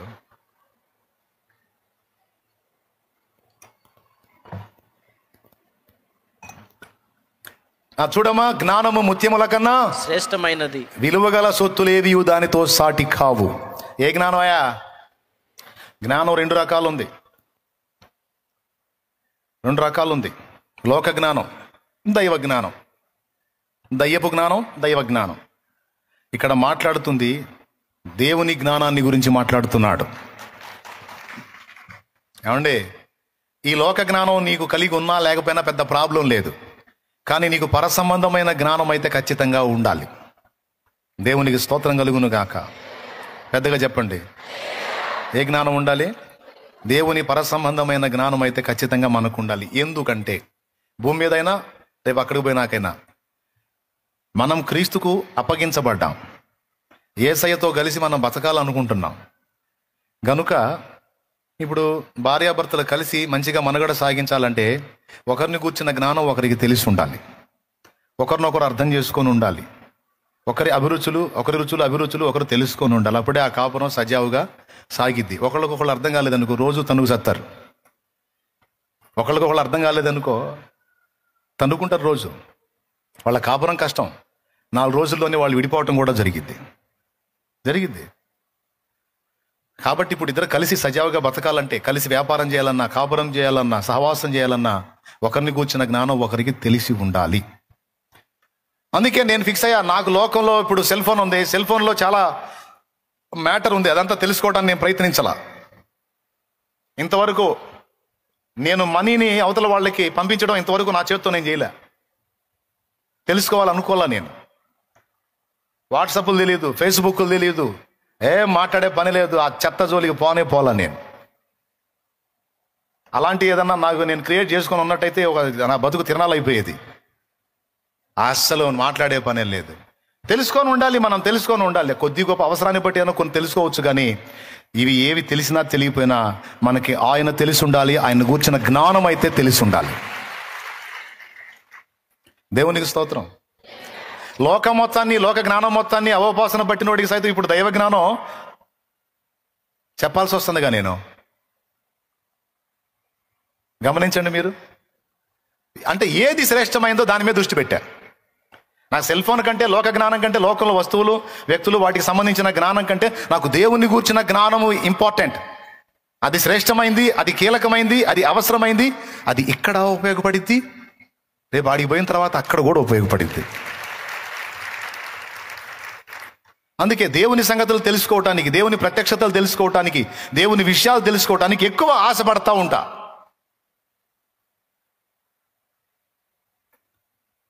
ఎవరన్నా అడిగినా అదే చెబుతా, ఫలానా దాని గురించి అంటే నాకేం అంతగా తెలియదు, కానీ నువ్వు బైబిల్ గురించి అడుగు, దేవుని వాక్యం గురించి అడుగు, కాస్తో కూస్తో దాని మీద నాకు అవగాహన ఉంది కాబట్టి నేను చెప్తా.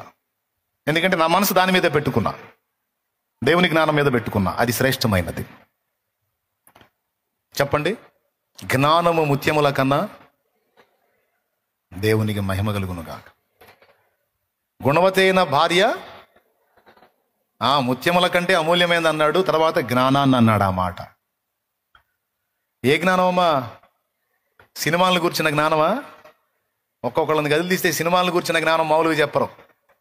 పాటిన పడితే చాలు, అది ఏ సినిమాలోదో, ఏ సన్నివేశంలోదో కూడా చెబుతారు. వాళ్ళకి అంత జ్ఞానం, అంత సర్వీసు, సినిమాల సర్వీసు. కొంతమందికి కార్ల జ్ఞానం, కొంతమందికి రాజకీయ జ్ఞానం. 1980లో ఎవరు రాజకీయ పార్టీ పెట్టారో వాళ్ళకి తెలుసు. అర్థమైందా? ఫలానా సంవత్సరంలో ఎవరెవరు ఏమయ్యారో మొత్తం తెలుసు. వాళ్ళకి ఈ జ్ఞానం అంతా మాయాంచి పట్టు ఉంటుంది. నేను చెబుతున్నాను, ఈ జ్ఞానాలు ఉన్నా లేకపోయినా మనకి అంత ప్రాబ్లం లేదు, కానీ దైవ జ్ఞానం మాత్రం ఎట్టి పరిస్థితుల్లో మనకి కావాలి.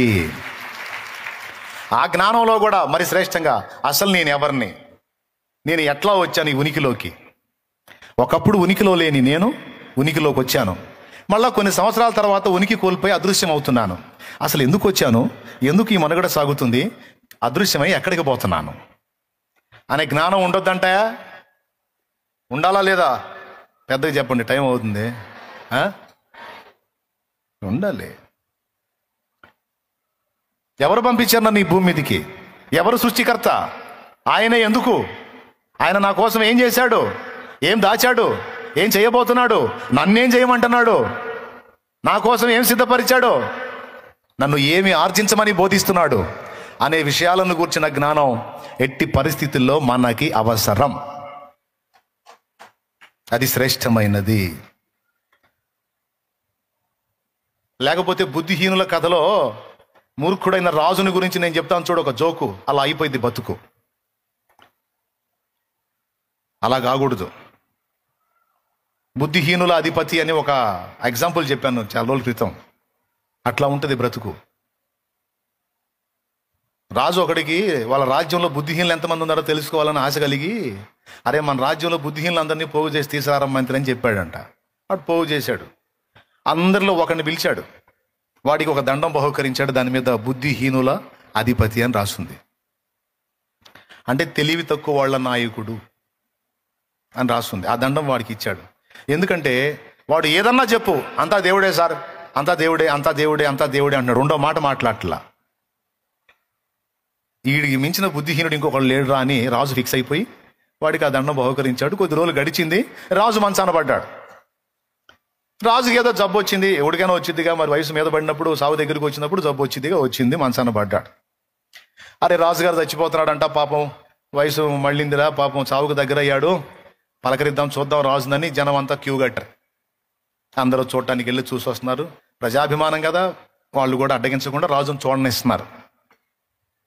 ఈడు కూడా పోయాడు. ఈ బుద్ధిహీనుల అధిపతి అనే దండం తీసుకున్నాడు కూడా పోయాడు. రాజు దగ్గరికి పోయాడు. ఆ స్థితిలో ఉండి కూడా రాజు వీడిని చూసి నవ్వాడు. ఏరా నువ్వు వచ్చావా అన్నాడంట. వచ్చాను సార్, వచ్చాను. ఏంది జనం ఏందో అనుకుంటున్నారు ఏంది అన్నాడు. ఏమనుకుంటున్నారా అని అడిగాడు. ఏంది నువ్వు ఆడికి వెళ్తున్నావు అంటగా అన్నాడు.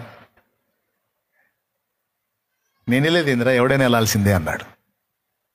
యాడికి వెళ్తున్నావు అంటే చనిపోతున్నాను రా. చనిపోవాలి కదా. చనిపోతున్నాను.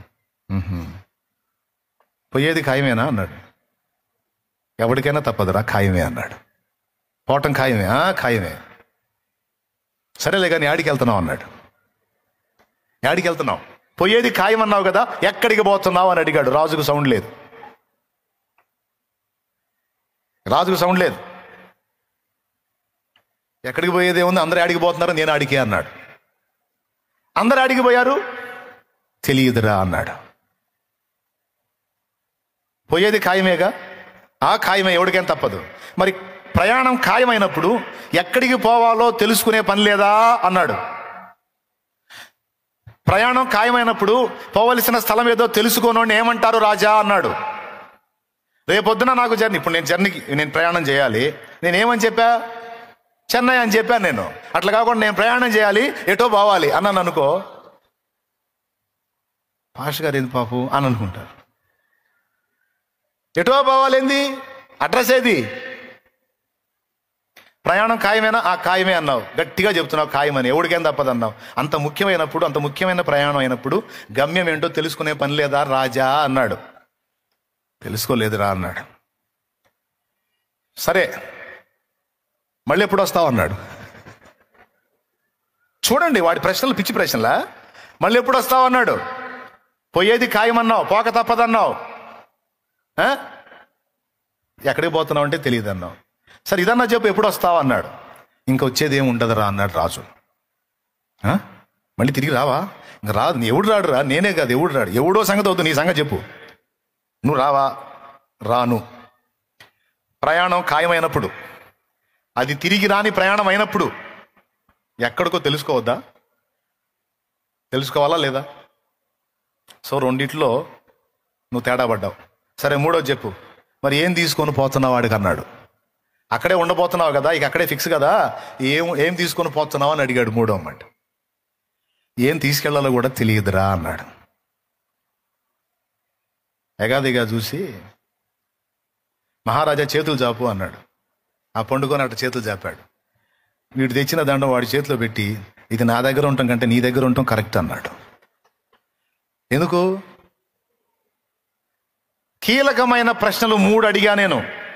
ప్రతి మానవుడు భూమి మీద పుట్టిన ప్రతి ఒక్కడు వేసుకోవాల్సిన ప్రశ్నలు అవి. కుర్రోడు లేదు, ముసలోడు లేదు, కుర్రమ్మాయి లేదు, ముసలమ్మాయి లేదు, ఎవరైనా సరే మొత్తం వేసుకోవాల్సిన ప్రశ్నలు అవి. ఏంటో తెలుసా? ఎక్కడి నుండి వచ్చానో, ఎక్కడికి వెళ్తున్నాను, నా గమ్యం ఏంటి, నేను ఎలా సిద్ధపడాలి అనే విషయాలు తెలుసుకోకపోతే ఎట్లా? వాడికన్నా సోదోడు ఇంకొకడు ఉంటాడా? ప్రయాణం ఖాయమైనప్పుడు గమ్యం తెలుసుకోవాలి, ఆడికి పోవాలో. నీకు తెలుసా మహారాజా? నాకు తెలుసు. ఎక్కడి నుండి నేను వచ్చానో నాకు తెలుసు. చచ్చి రేపు ఎక్కడికి వెళ్తానో నాకు తెలుసు. దానికోసం ఎలా సిద్ధపడాలో కూడా నాకు తెలుసు. బుద్ధిహీనుడా, నువ్వు బుద్ధిహీనుడివై నన్ను బుద్ధిహీనుడు అధిపతి అని అన్నావు. నేను కాదు, నేను సిద్ధపడ్డా. నా ఉనికికి కారణం దేవుడు, నా గమనానికి కారణం దేవుడు. రేపు నేను చస్తే వెళ్ళి కలుసుకోబోతుంది దేవుణ్ణి. నేను దేవుని దగ్గర ఉండబోతున్నాను గనక భూమి మీద నా జీవితాన్ని దేవునికి అనుగుణ్యంగా సిద్ధపరచుకొని బ్రతికాను. ఇప్పుడు నేను చస్తే వెళ్ళి దేవుని దగ్గర ఉంటాను. దేవుని దగ్గర నా స్వాస్థ్యం నాకుంది, ఈ నిశ్చయత నాకుంది. కానీ నీకు లేదు కదా వెర్రివాడా అన్నాడు. మీరు చెప్పండి, ఎవరు సోదరుడు? ఈ సంగతులు ఆలోచించని వాడు నంబర్ 1 సోదరుడు. ఈ సంగతులు పట్టించుకోనోడు నంబర్ 1 వెర్రోడు. అందుకే చెప్తున్నా, దేవుని గూర్చిన జ్ఞానం, మన ప్రయాణాన్ని గూర్చిన జ్ఞానం, మన ముగింపును గూర్చిన జ్ఞానం, మన ఆరంభాన్ని గూర్చిన జ్ఞానం, మనం కొత్త సృష్టిలో మళ్ళా స్టార్ట్ కాబోతున్న జ్ఞానం మొత్తం గ్రంథంలో దాచబడి ఉంది. దాన్ని ధ్యానించిన వాడు, ఆ జ్ఞానాన్ని పొందుకున్నవాడు ధన్యుడు. హల్లెలూయా, హల్లెలూయా. ఈ లోక యాత్రలో ఉన్నవాడికి ఏది తెలిసినా తెలియకపోయినా ఆయన గురించి మాత్రం ఖచ్చితంగా, ఎందుకంటే అది కీలకం. పడవ నడుపుతున్నాడు, నడిపే నాయకుడు పడవ నడుపుతున్నాడు. అందులో పండితుడు కూర్చున్నాడు. పండితుడు ఆ దరికి చేరుస్తున్నాడు. ఇద్దరు పోతున్నారు. వాడు అన్ని విషయాలు ఆరితేరిన పండితుడు పడవోడిని అడిగాడు. ఏమోయ్ అన్నాడు. చెప్పండి బాబాయ్ అన్నాడు. ఆడు తిడ్డేస్తా. నీకు ఖగోళ శాస్త్రం తెలుసా అన్నాడు. ఏం గోళం బాబా, నాకు ఏ గోళం తెలియదు బాబా, ఏ గోళ తెలియదు అన్నాడు. ఏమిటి ఖగోళ శాస్త్రం తెలీదా? ఖగోళ శాస్త్రమా తెలీదా? నీ లైఫ్లో 25% వేస్ట్ అయ్యి అన్నాడు. ఫోన్ లేండి బాబాయ్, నాకేంటి తెలుసు బాబాయ్, చదువు లేనండి, మొద్దుండి బాబాయ్, పడవ నడుపుకుంటూ బతికేస్తున్నాను బాబాయ్. కొంచెం ముందు విన్నాక పోనీ నీకు గణిత శాస్త్రం తెలుసంట అన్నాడు. ఏంది బాబాయ్ గణిత శాస్త్రమా? అసలు పదం పలకటమే నా చేత కాదు బాబాయ్, నాకేది పడవ నడుపుకున్నాడు బాబాయ్, నాకు అంత మించి ఏం రాదు బాబాయ్ అన్న. ఏది గణిత శాస్త్రం కూడా రాదు? వారే వారే వారే వారే వారే నీ లైఫ్ 50% వేస్ట్ అయ్యా అన్నాడు. బాగా నడియేట్లోకి పోయారు. నడియేట్లో పోయిన తర్వాత ఈ 3వ ప్రశ్న అడుగుతున్నాడు. ఏమయ్యా కనీసం నీకు నక్షత్ర శాస్త్రం అన్న తెలుసా? తెలీదే? వారే వారే వారే వేస్ట్ అయ్యాను. వాడు చెప్పాడు, బాబాయ్ నాకు ఏ శాస్త్రం తెలియదు బాబాయ్, నన్ను అడగండి బాబాయ్, నాకేదో దడొచ్చేస్తుంది బాబాయ్ అన్నాడు. వీడు దడ ఎందుకు పడుతున్నాడు వాడికి అర్థం కాల. వీడు దడ ఎందుకు వచ్చిందో వాడికి అర్థం కాదు. వీడు అడుగుతున్న ప్రశ్నలు దడ అనుకున్నాడు కాదు, పడవకి చిల్లుపడింది. ఏమయ్యా నీకు అది కూడా తెలీదా? అరే రే రే రే రే అట్లయితే నువ్వు 75% వేస్ట్ అయ్యి అన్నాడు. చిన్నగా పడవలోకి నీళ్ళు వస్తున్నాయి, వీడికి తెలుసు వాడికి తెలియదు. దరి కొంచెం దూరంలో ఉంది. అప్పుడు అడుగుతున్నాడు, చేసేది లేక ఎట్ట బయటపడాలి అర్థం కాక పడవ మునిగిపోయే ప్రమాదంకి వచ్చేస్తుంది. ఏమయ్యా పడవ ఏంది ముందుకెళ్ళట్లేదు, ఏంది బరువుగా ఉంది ఏంది అంటే, బాబాయ్ నేను మిమ్మల్ని అడుగుతాను వాడు చెబుతారా అన్నాడు. ఏంటి అంటే, మీకు ఈత శాస్త్రం తెలుసా అన్నాడట. ఏమిటి ఈత శాస్త్రం బాబాయా? ఈత శాస్త్రం నాకు తెలియదా? నాకు ఖగోళ శాస్త్రం తెలుసు, నక్షత్ర శాస్త్రం తెలుసు, గణిత శాస్త్రం తెలుసు. అవునా, నాకైతే ఈ శాస్త్రాలు ఏం తెలియవుగా, నాకు ఈత శాస్త్రం తెలుసు బాబాయ్. మరి మీరు అది తెలియదు అంటున్నారు కాబట్టి మీరు 100% వేస్ట్ బాబాయ్ అని ఎగిరి దూకాడు. అందులోకి దూకి వాడు ఈత కొట్టుకుంటా ఒడ్డుకు పోయాడు, మునిగి సచ్చాడు. ఇప్పుడు చెప్పండి, పడవ మీద ఉన్నప్పుడు ఏ శాస్త్రం కావాలి? దేవునికి స్తోత్రం కలుగును గాక. ఏ శాస్త్రం కావాలి పడవ మీద ఉన్నప్పుడు? అలాగే ఈ లోకమనే జీవన యానంలో ఉన్నప్పుడు దైవ శాస్త్రం కావాలి, దైవ జ్ఞానం కావాలి. లేకపోతే మనం మునిగిపోతాం పాతాళానికి. అలా పోకుండా మనం నిత్యత్వానికి చేరాలంటే ఏ జ్ఞానం కావాలి? ఎట్లా దొరికింది ఆ జ్ఞానం? దైవ వాక్యము. సైన్యములకు అధిపతి నీకేగా, నా సైన్యములకు అధిపతి నీకేగా నా స్తుతి. చాలు. నీ వాక్యమే ఇలా నా జ్ఞానము, నీ రక్తమే ఇలా నా జీవము, నీ వాక్యమే ఇలా నా జ్ఞానము, నీ రక్తమే ఇలా నా జీవము. సైన్యములకు అధిపతి నీకేగా నా స్తుతి, నా సైన్యములకు అధిపతి నీకేగా నా స్తుతి. దేవునికి మహిమ. దేవుని వాక్యంలోనే దొరుకుతుంది ఆయన జ్ఞానం. పరలోక పట్టణం ఎలా ఉందో చెప్పాడు, అక్కడ మన కోసం ఏం సిద్ధపరిచాడో చెప్పాడు, అక్కడ ఎలాంటి క్లైమేట్ ఉంటుందో చెప్పాడు, అక్కడ మన స్వాస్థ్యము, మన కిరీటము, మన బహుమానం, బోళ్ళని సంగతులు మాట్లాడాడు. వాటి వైపు లక్ష్యం ఉంచమన్నాడు. అవే చూడండి అన్నాడు, వాటిని విశ్వసించండి అన్నాడు. దృశ్యమైనవన్నీ ఒకరోజు మాయమైపోతాయి, అదృశ్యమైనవన్నీ లైన్లోకి వస్తాయి.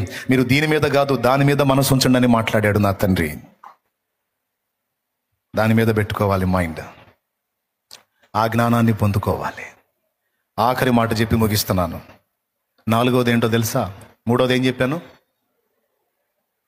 మొట్టమొదటిది దేవుడే శ్రేష్టమైనవాడు. 2వది ఆయన సన్నిధిలో ఒక దినము మనం గడిపే సమయము శ్రేష్టమైనది. 3వది ఆయన జ్ఞానం శ్రేష్టమైనది. 4వది సమూయేలు మొదటి గ్రంథము ఒకసారి తీసుకోండి. సమూయేలు మొదటి గ్రంథము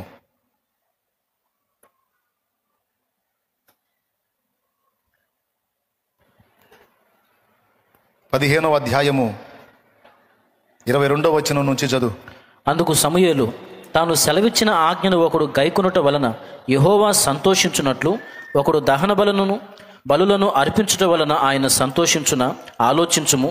బలులు అర్పించుట కంటే ఆజ్ఞను గైకొనుటయు, బలులు అర్పించుట కంటే ఆజ్ఞ గైకొనుటయు, పొట్టేళ్ల క్రొవ్వు అర్పించుట కంటే మాట వినుటయు శ్రేష్టము. అది పొట్టేళ్ల క్రొవ్వు అర్పించుట కంటే మాట వినుట. ఏ మాట? ఎవరి మాట? అది. ఇప్పుడు నువ్వు వచ్చి దేవుని సన్నిధిలో నిన్నే ప్రేమింతును అని పాటలు పాడి ఆరాధన స్తుతి ఆరాధన అని కీర్తనలో కీర్తించి స్తుతుల సింహాసనం వేసి దేవుడికి నువ్వు ఎంత భజన చేసినా, జిహ్వ ఫలము ఎంతగా అర్పించినా, ఆయన మాటను పెడచెవిన పెట్టావనుకో, ఆయన మాటను పెడచెవిన పెట్టావనుకో, ఇక నువ్వు చేసే ఆరాధనకు విలువ లేదు. సమీపించి ఏమంటే బలి అర్పించుట కంటే సమీపించి మాట వినుట శ్రేష్టం. పొట్టేళ్ల క్రొవ్వు అర్పించుట కంటే సమీపించి మాట వినుట అది 4వదండి. దేవుని మాట వినుట మన జీవితంలో శ్రేష్టమైన అంశం. మీరు కోరుకున్నటువంటి కోరికలు తీరాలని మీలో ఎంతమందికి ఆశ ఉందండి? మీరు కోరుకున్న కోరికలు తీరాలి అని మీలో ఎంతమందికి ఆశ ఉందో ఒకసారి చెప్పండి. మీలో ఒక్కొక్కరికి కొన్ని న్యాయమైన కోరికలు ఉంటాయి, కొంతమందికి అన్యాయమైన కోరికలు ఉంటాయిలే కానీ అవి కాదు. న్యాయమైన ప్రతి కోరిక తీరాలని మీలో ఎంతమందికి ఆశ ఉందో చేతులు ఎత్తండి. అంటే చేతులు ఎత్తిన వాళ్ళందరికీ కోరికలు ఉన్నాయి, అవి తీర్చుకోవాలన్న ఆశ ఉంది, అవి తీర్చమని దేవుడిని అడుగుతున్న విషయం కూడా మీరు కలిగి ఉన్నారు. మంచిది, దేవుడు కూడా తీర్చాలని ఆరాట పడుతున్నాడు. అయితే నీవు ఆశించినది నీకు లభించినట్లు, నీవు కోరినది నీవు పొందుకున్నట్లు నీవు ఒకటి చేయాలని యోహాను సువార్త 15వ అధ్యాయంలో ప్రభువు మాట్లాడాడు. 7వ వచనంలో, యోహాను సువార్త 15వ అధ్యాయం 7వ వచనం ఒకసారి చూడు. నా యందు మీరును మీ యందు నా మాటలను నిలిచియుండిన ఎడల మీకేది ఇష్టమో అడుగుడి, అది మీకు అనుగ్రహింపబడును. అద్దుగో ఏం మాట మాట్లాడాడో చూసారా? నా యందు మీరును మీ యందు నా మాటలను నిలిచియున్న ఎడల అంటే ఏంటో తెలుసా? నా మాట వినండి, నేను చెప్పినట్టు మీరు బ్యాలెన్స్ అవ్వండి, నేను చెప్పిన మాటలు విని వాటిని తీవ్రంగా తీసుకోండి, ఆ మాటల చొప్పున మీరు అడుగులు వేయండి, ఆ తర్వాత మీకు ఏది ఇష్టం అడగండి, నేను చేయకపోతే అప్పుడు చూడండి అన్నాడు. దాని అర్థం అది. ఎంతమందికి అర్థమైంది? ఇక్కడ మనం కీలకంగా ఆలోచించాల్సింది, తీవ్రంగా తీసుకోవాల్సింది ఏంటో తెలుసా? దేవుని మాటల్ని ఉన్నదున్నట్టుగా నేను ఫాలో అవుతున్నానా లేదా, ఆ మాటలకి సరైన విలువ నేను ఇస్తున్నానా లేదా అనేది మనం తీవ్రంగా తీసుకోవాల్సిన అంశం. ఒకవేళ నిజంగా దేవుని మాటల్ని మనం తీవ్రంగా తీసుకొని ఆ మాటల్లో కానీ మనం ప్రయాణం చేస్తే ఎన్ని బెనిఫిట్స్ ఉన్నాయో మీకు తెలియదు. చాలా ఆశీర్వాదాలు ఉన్నాయి. వాటిలో ఒకటి, దేవుడు సంతోషిస్తాడట. అది సమూయేలు చెప్పాడు. ఒకడు తన మాట వినుటను బట్టి దేవుడు సంతోషించున్నట్లు మరి దేన్ని బట్టి అయినా సంతోషించునా? దేవుడు సంతోషించాలంటే ముందు మనం ఏదో తీసుకొచ్చి ఆయనకి లంచాలు ఇవ్వటం కాదు, ఆయన చెప్పిన మాట వినాలి. మారు మనసు పొందమన్నాడు, మారు మనసు పొందాలి. పాప క్షమాపణ నిమిత్తం బాప్తిస్మం పొంది పాపాలు కడిగేసుకోమన్నాడు, మర్యాదగా ఆ పని చేయాలి. కానీ కొంతమంది బాప్తిస్మం పొందరు, పాపులుగానే దేవుడి సన్నిధిలోకి వస్తారు, పాపులుగానే దేవుడి సన్నిధిలో ఉంటారు, పాపులుగానే ఆరాధిస్తారు. ఏమని? ప్రేమించేదన్. పాపి ఎవరు? పాపి. పాపి పాట. ప్రేమించేదన్ అధికముగా. పరిశుద్ధుడు పాడితే, పాపాలు గడిగేసుకున్నోడు పాడితే పోయినాం. ఏడ దరిద్రం ఆడబెట్టుకొని, ఏడ కంపు ఆడబెట్టుకొని, ఏడ గలీజ్ ఆడబెట్టుకొని, చేసిన పాపాల కుప్పలన్నీ ఒంటి నిండా పెట్టుకొని దేవుని దగ్గరకు వచ్చి అందరితో కలిసి గుంపులో గ్లోరీ అని ప్రేమించేదన్ అధికముగా ఆరాధిల్తున్ ఆసక్తితో అని మనం పడితే ఆయన ఉంటాడు తెలుసా? కడిగేసుకో పాపాన్ని, ఆ తర్వాత చూద్దాం అంటాడు ఆయన. అబ్బే దాన్ని పట్టించుకోరే, ఏడ కంపు అక్కడే, ఏడ గలీజ్ అక్కడే. నీకు తెలియదు నువ్వు ఎన్ని పాపాలు చేసావో, నీకు తెలియదు నువ్వు ఎలాంటి బతికావో బతుకుతున్నావో. ఏం చెబుతున్నాడు? దాన్ని వదిలేయమని చెబుతున్నాడు. ఆ కంపును వదిలే. ఆ అపవిత్రతను వదిలేయి, ఆ పాపాన్ని వదిలేయి. ఇప్పటి వరకు చేసినవన్నీ పోవటానికి నా రక్తం కార్చాను నేను. నా రక్తంలో నీ పాపాలు కడిగేసుకో. బాప్తీసం ద్వారా పరిశుద్ధపరచబడు. రా, నా రెక్కల కిందికి రా, కడగబడి అప్పుడు ఆరాధించు, నేను తీసుకుంటానని ఆయన మాట్లాడుతుంటే, అబ్బే కంపు కడిగేసుకోవడానికి ఇష్టం ఉండదు కొంతమందికి. ఏం చేద్దాం, వాళ్ళకి కంపే వాళ్ళకి ఇంపు. మారో, జీవితాలు దిద్దుకోరు, పాపాలు గడిగేసుకోరు. ఒక పక్క దాని తాలూకు శాపం తరుగుతున్నా, అల్లాడిపోతున్నా, ఆ వేదనలో విలవిలలాడతారు కానీ ఆ పాపాలు వదిలిపెట్టి మారు మనసు పొంది దేవుని వైపు మళ్ళుకొని వాటిని కడిగేసుకోవటం మాత్రం చేయరు. ఎందుకంటే వాళ్ళకి పాపాలే ఇంపు. చేపలు అమ్మేవాళ్ళు కాలినడకని వెళ్తున్నారంట చేపలు అమ్ముకొని టౌన్లో. ఊరు బయటికి రాగానే వాళ్ళ గ్రామానికి వెళ్ళేదే 4 కిలోమీటర్లు నడవాలి. ఊరు బయటికి రాగానే వాళ్ళ టౌన్లోంచి ఊరు బయటికి వచ్చి వాళ్ళ మార్గానికి వెళ్తా ఉంటే జోరున వాన స్టార్ట్ అయింది. వాన పడేసరికి ఊరు బయట ఒక ఇల్లు ఉంటే ఆ పూల తోటలో ఒక ఇల్లు ఉంది. ఆ తోటలో వాళ్ళ దగ్గరికి వెళ్ళి, అమ్మాయి రాత్రి వాన పడుతుంది, ఇక్కడే బస చేస్తాము, ఈ బయట పంచల్లో పండుకుంటాము, మా కొద్దిగా అవకాశం ఇవ్వండి అని అడిగితే వాళ్ళు పాపం జాలిపడి, నిజమే కదా వాన పడుతుంది కదా, చేపలోళ్ళు నిజమే కదా అని, అయ్యా బయట ఎందుకయ్యా జల్లు కొడుతుంది, లోపల పూలు పోసిన గది ఉంది, మల్లెపూలు పోసిన గది ఉంది, ఆ గదిలో పండుకోండి అని చెప్పి ఆ గదిని చూపించారు. ఆ తలుపులు తీసి ఫ్రెష్గా తీసుకొచ్చిన మల్లెపూలు పెద్ద గుట్టలు పోస్తున్నాయి రాసులు ఆ గదిలో. చక్కగా ఆ మధ్యలో పడకేసుకొని పండుకున్నారు.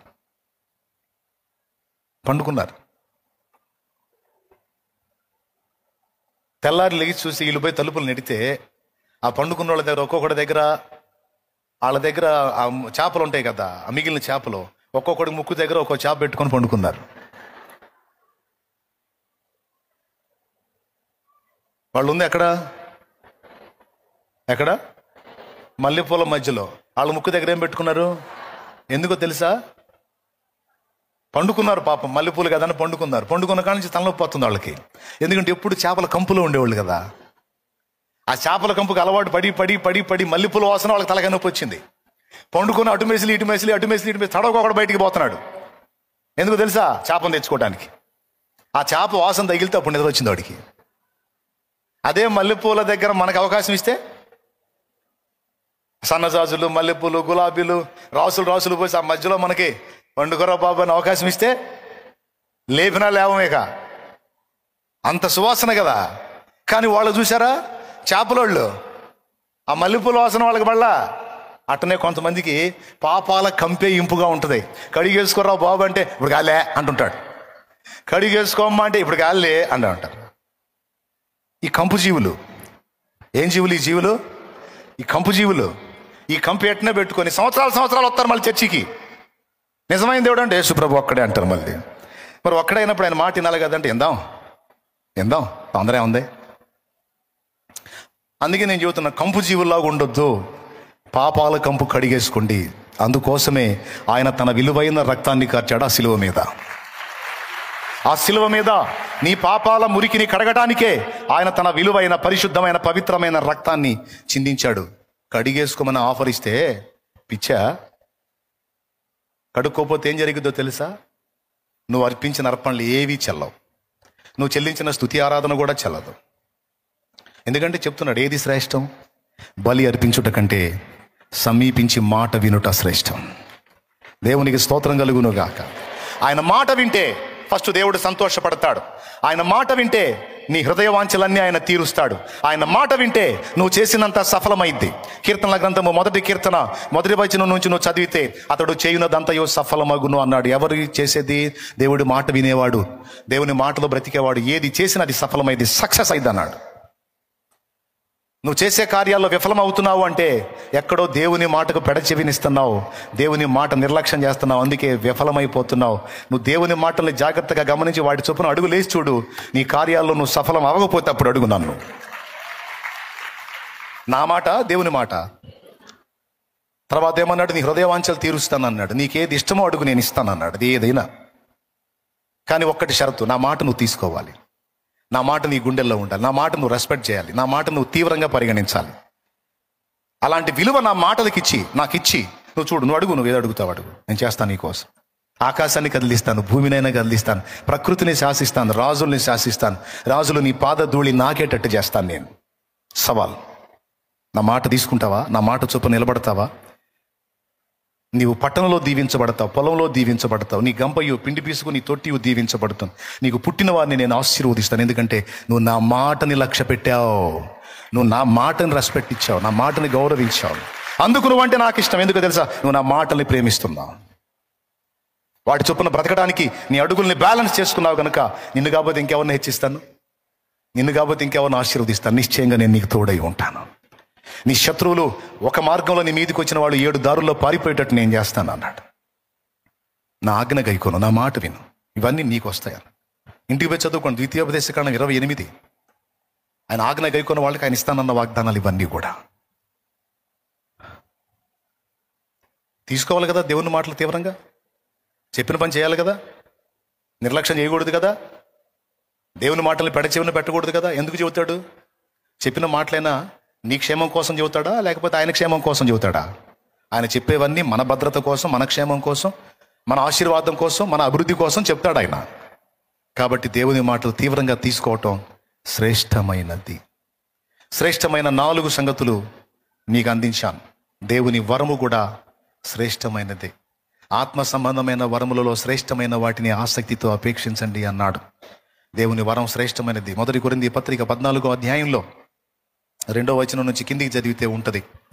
తర్వాత యాకోబు రాసిన పత్రిక 1వ అధ్యాయంలో శ్రేష్టమైన ప్రతి వరమును, ఆత్మ సంబంధమైన ప్రతి ఈవియు జ్యోతిర్మయుడగు తండ్రి యొద్ద నుండి మనకు వస్తుంది అని రాస్తుంది అక్కడ 1వ అధ్యాయంలో, యాకోబు 1వ అధ్యాయంలో. దేవుని వరము కూడా శ్రేష్టమైనదే. సరే, ఈ వరాన్ని పక్కన పెడితే ముందు చెప్పిన 4 విషయాలు. దేవుని మాట వినుట, దాని యొక్క శ్రేష్టత. ఈరోజు ఈ మాటలు విన్న మీలో ఇంకా ఎవరైనా మారు మనసు పొందకపోతే, బాప్తిస్మం పొందకపోతే ఇదే పిలుపు. రేపు బుధవారం రోజు 29వ తారీఖు ఉదయం 10 గంటలకి పాపాల కంపును కడిగేసుకొని పరిశుద్ధపరచబడి దేవుని మాటలు విని ఆ మాటల చొప్పున చేయటానికి ఇదిగో ఇక నేను మొదలు పెడుతున్నాను అంటే మొదటి అడుగు బాప్తిసం దగ్గరే పడాలా. మొదటి అడుగు ఎక్కడ పడాలి? బాప్తిసం దగ్గరే పడాలి. అన్నా నేను రెడీ, నేను సిద్ధం అంటావా? దా, మారు మనసు పొంది బాప్తిస్మం పొంది కడగబడి ఇక దేవుని మాటలకు విధేయత చూపటం మొదలుపెట్టు. పరిశుద్ధాత్మ అభిషేకం పొందుతావు, ఆత్మవరం పొందుతావు, దేవుని కొరకు సాక్షివై వర్ధిల్లుతావు. నీ కార్యాలన్నీ కూడా నా తండ్రి సఫలపరుస్తాడు. ఇక మాట వినటం సాధన చెయ్యి. దేవుని మాట చొప్పున అన్ని బ్యాలెన్స్ చేసుకోవటం సాధన చెయ్యి. ప్రతి విషయంలో దేవుని కార్యాలను చూస్తావు. చెప్పండి 4 సంగతులు వరుసగా. నంబర్ 1. నంబర్ 2, ఆయన సన్నిధిలో మనం గడిపే టైం. నంబర్ 3, జ్ఞానం. నంబర్ 4, ఆయన మాట గైకొనుట. నంబర్ 5, ఆయన వరము శ్రేష్టమైనది. ఆయన మాట మనం ఫలించడానికి, ఆయన వరం మనం ఇతరులకు దీవెనకరంగా ఉండటానికి ఉపయోగపడుద్ది. కాబట్టి శ్రేష్టమైన వాటిని సొంతం చేసుకుందాం, దేవునికి విధేయత చూపుదాం, దేవుణ్ణే కోరుకుందాం. కృప మనందరికీ తోడై ఉండును కాక. లేద్దాం, పైకి లేచి నిలబడదాం, పైకి లేచి నిలబడదాం.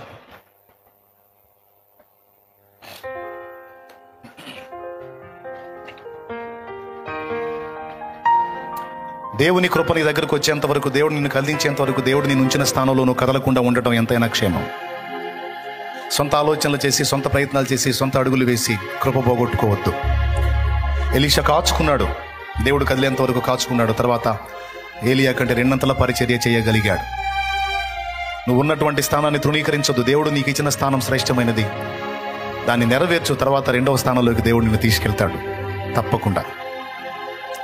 దేవుణ్ణి కోరుకో, దేవుని సన్నిధిని ఆపేక్షించు, దేవుని జ్ఞానాన్ని స్వతంత్రించుకో, దేవుని మాటకు విధేయత చూపడం నేర్చుకో. ధన్యుడివి, ధన్యురాలివి అవుతావు. నీ కార్యాలు సఫలమవుతాయి, నీవు ఆశించినవి నీకు దక్కుతాయి. నీకు పుట్టిన వారిని నా తండ్రి ఆశీర్వదిస్తాడు. మనం బ్యాలెన్స్ చేసుకోవాలి, దిద్దుకోవాలి, సరిచూసుకోవాలి. ప్రార్థన. అందరూ తలలో వంచి కళ్ళు మూయండి. హల్లెలూయా, హల్లెలూయా. ప్రార్థన చేయకుండా కొంతమంది వెళ్ళిపోతున్నారు, వాళ్ళకి ఏ ఫలితం దక్కదు. ప్రార్థన చేయకుండా కొంతమంది వెనక్కి వెళ్తున్నారు, నేను ఈ ఎదురుగా వెళ్ళబోతున్నాను, నేను వెనక్కి రాను, మీ కర్మ, నల్లులు మాడినట్టు మాడతారు. పోండి, నేను ఇలాగ వెళ్ళబోతున్నాను ఈరోజు, పోండి, పోయి తినండి అక్కడ.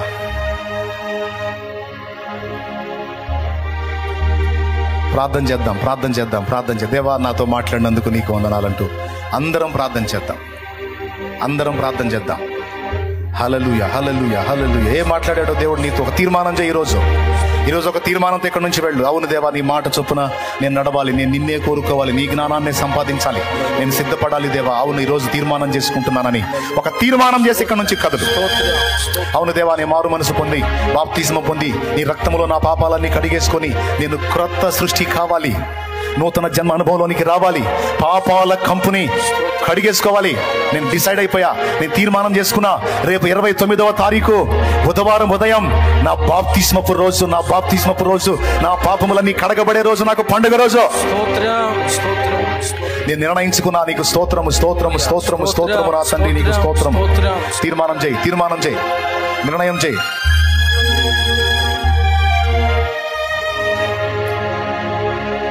ప్రార్థన చేద్దాం. శ్యామ్, ప్రార్థన చేయి. ప్రభా, నీకు వందనాలు, స్తోత్రములు తండ్రి. సర్వాధికారి నీకు స్తోత్రం చెల్లిస్తూ ఉన్నాం ప్రభా. విదాసుని నిలబెట్టి శ్రేష్టమైన విషయాలు మాకు బోధించినందుకు వందనాలు.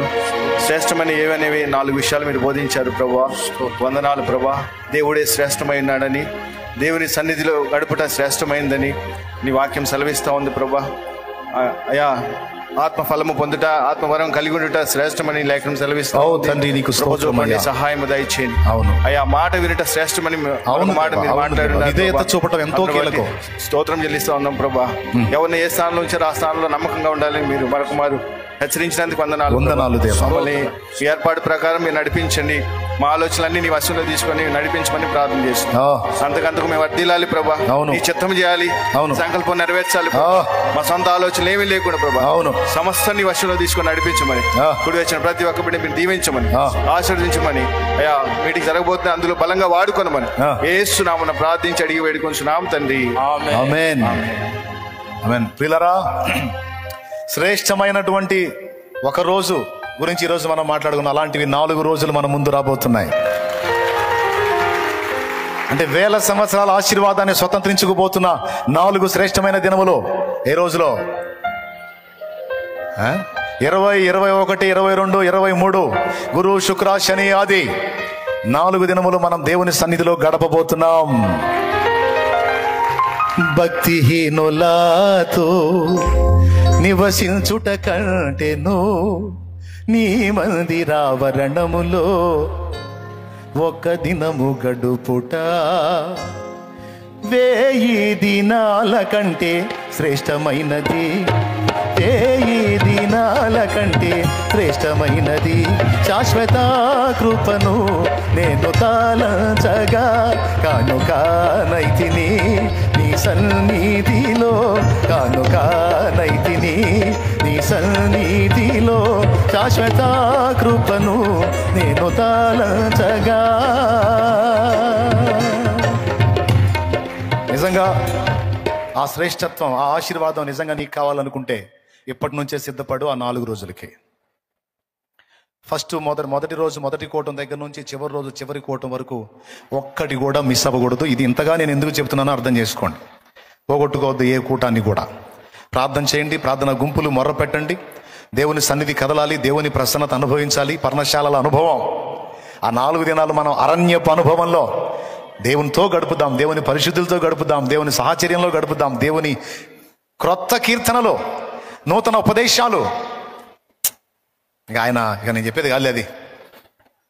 ఆ 4 దినాలు ఇక మనకి రెండో లోకం అనేది లేకుండా పూర్తిగా ఆయన ప్రపంచంలో మనం గడిపేటువంటి మధురమైన అనుభవాలు. మీరు ఎవరెవరు ఏమేమి సమకూర్చగలరో, రైసు దగ్గర నుంచి ప్రతి ఏర్పాటు, ఎందుకంటే అక్కడ భోజనాలు ఉంటాయి కదా, దానికోసం ఎవరెవరు ఏమేం చేయగలరో, స్టీల్ పాత్రల దగ్గర నుంచి, కాడ గంటల దగ్గర నుంచి, హస్తం గంటల దగ్గర నుంచి, పాత్రల దగ్గర నుంచి, గ్లౌజుల దగ్గర నుంచి,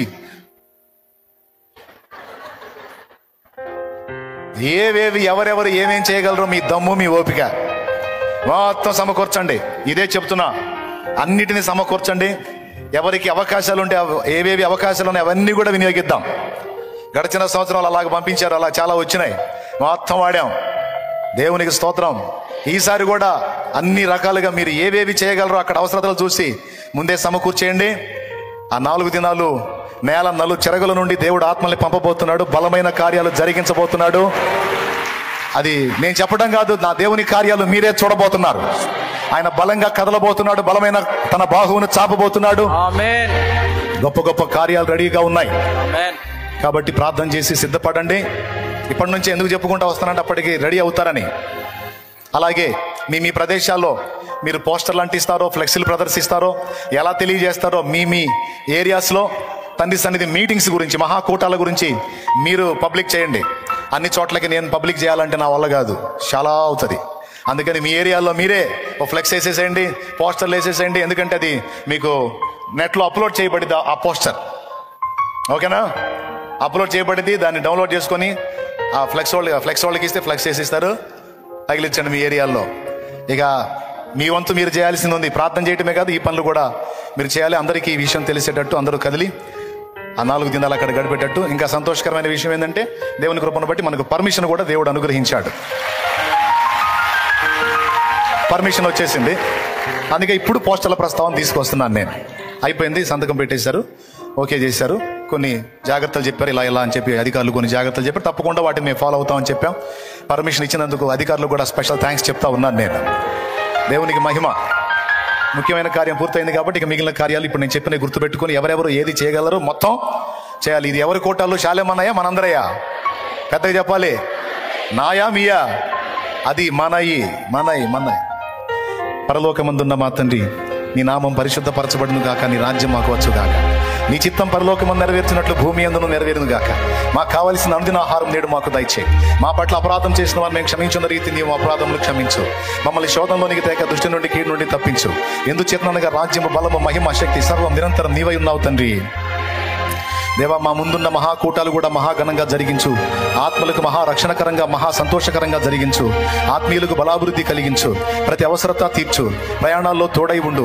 మార్గాల్లో నీ రక్తము ప్రోక్షించు. ఇప్పుడు నీ బిడ్డలు నడుస్తున్న మార్గాల్లో కూడా నీ రక్తం ప్రోక్షించు. ఎవరు ఎక్కడ ఏ కీడులో పడకుండా కాపాడు. కృపాక్షేమాన్ని కలిగించు.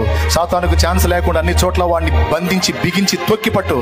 నీ పరిశుద్ధాత్మ కార్యములు బహుబలముగా రాష్ట్రమంతటా ఉజ్జీవం కలుగునట్లుగా ఈ కార్యములు జరగాలి యేసు నామములో. కార్యసిద్ధి కలిగించి జవాబు దయచేయమని. నీ బిడ్డలు ఇక్కడ రోగులు ఎవరున్నారో వారిని స్వస్థపరచు. బలహీనలను బలపరచు. ఎవరు ఏ వేదంలో, బాధలో, దుఃఖంలో, కన్నీళ్లలో వచ్చారో వారికి యేసు నామములో సమాధానం కలుగును గాక. వారు తెచ్చిన నూనె కూడా నీ శక్తితో నింపి రోగులైన వారికి అది రాసి ప్రార్థించడం ద్వారా స్వస్థత చేకూర్చు. ఈ రోజు శ్రేష్టమైన నీ మాటలు విన్న నీ బిడ్డలు ఏవి శ్రేష్టమైనవో గుర్తుపట్టి వాటిని సాధించుకోవడానికి కృపనివ్వు. సమస్త మహిమ మీకే చెల్లిస్తూ గ్రౌండ్లో ప్రార్థించే గుంపుల్ని దీవించు. పరిచర్య చేసే బిడ్డల్ని దీవించు. ఇక్కడి పరిచారకుల్ని కూడా దీవించు. అందరికీ బలాభివృద్ధి కలిగించు. రేపు మీటింగ్స్ లో అందరూ తమ తమ వంతు పరిచర్య చేయడానికి అందరికీ అవకాశాన్ని కలిగించు. ఆశీర్వాదముతో నీకు కావాల్సిన ఆర్థిక సమృద్ధి దయచేయి నాయనా. ఏది కొదువు లేకుండా అన్ని సమకూర్చు. కృప చూపు. యేసు నామములో ప్రార్థించి స్వతంత్రించుకుంటున్నాం తండ్రి. మన తండ్రి అయిన దేవుని ప్రేమ, ఆయన ప్రియ కుమారుడు, మనందరి ప్రాణ ప్రియుడైన యేసయ్య శాశ్వత నిత్య కృప, పరిశుద్ధాత్మతోడి మనోహర దివ్య సహవాసం, సమాధానం సమకూడిన మనకు సకల పరిశుద్ధులకు సార్వత్రిక సంఘమంతటికి సదాతోడి మనందరం నిత్యత్వంలో చేరు పర్యంతం మనల్ని నడిపించును గాక. ఆమేన్. ప్రవేశు రక్తమునకు చే, ప్రవేశు రక్తమునకు చే, ప్రవేశు నామమునకు సంపూర్ణ విజయం కలుగును గాక. ఆమేన్. హల్లెలూయా, హల్లెలూయా, హల్లెలూయా. ప్రభు స్తోత్రాలు. మీ అందరికీ హృదయపూర్వక వందనాలు. ఇంకెన్ని రోజులు ఉంది మీటింగు? ఇవాళ తారీఖు ఎంత? 26. ఇంకా 24 రోజులు ఉంది. సిద్ధపడండి. రైట్. మీ అందరికి వందనాలు. బాప్తిస్మాలు ఎప్పుడు? 29. అంటే రేపు వచ్చే బుధవారం బాప్తిస్మాల కార్యక్రమం ఉంటుంది. యేసు ప్రభుని నమ్ముకోవాలంటే ఏం కావాలి? దమ్ము. యేసు ప్రభుని నమ్ముకోవాలంటే దమ్ము కావాలి. యేసు రక్తంలో కడగబడాలన్నా కూడా దమ్ము కావాలి. ఆ దమ్ముని వాళ్ళందరూ రండి. ఆ రోజు బాప్తిస్మాల కార్యక్రమం ఉంటుంది. కృప మనకు తోడై ఉండును గాక. God bless you. మీ అందరికీ వందనాలు. లైవ్ ద్వారా, జూమ్ ద్వారా అందుబాటులోకి వచ్చిన బిడ్డలందరికీ వందనాలు. అందరికీ శుభాలు, దైవాశీస్సులు. మీరు కూడా ప్రార్థించండి, పాల్గొనండి.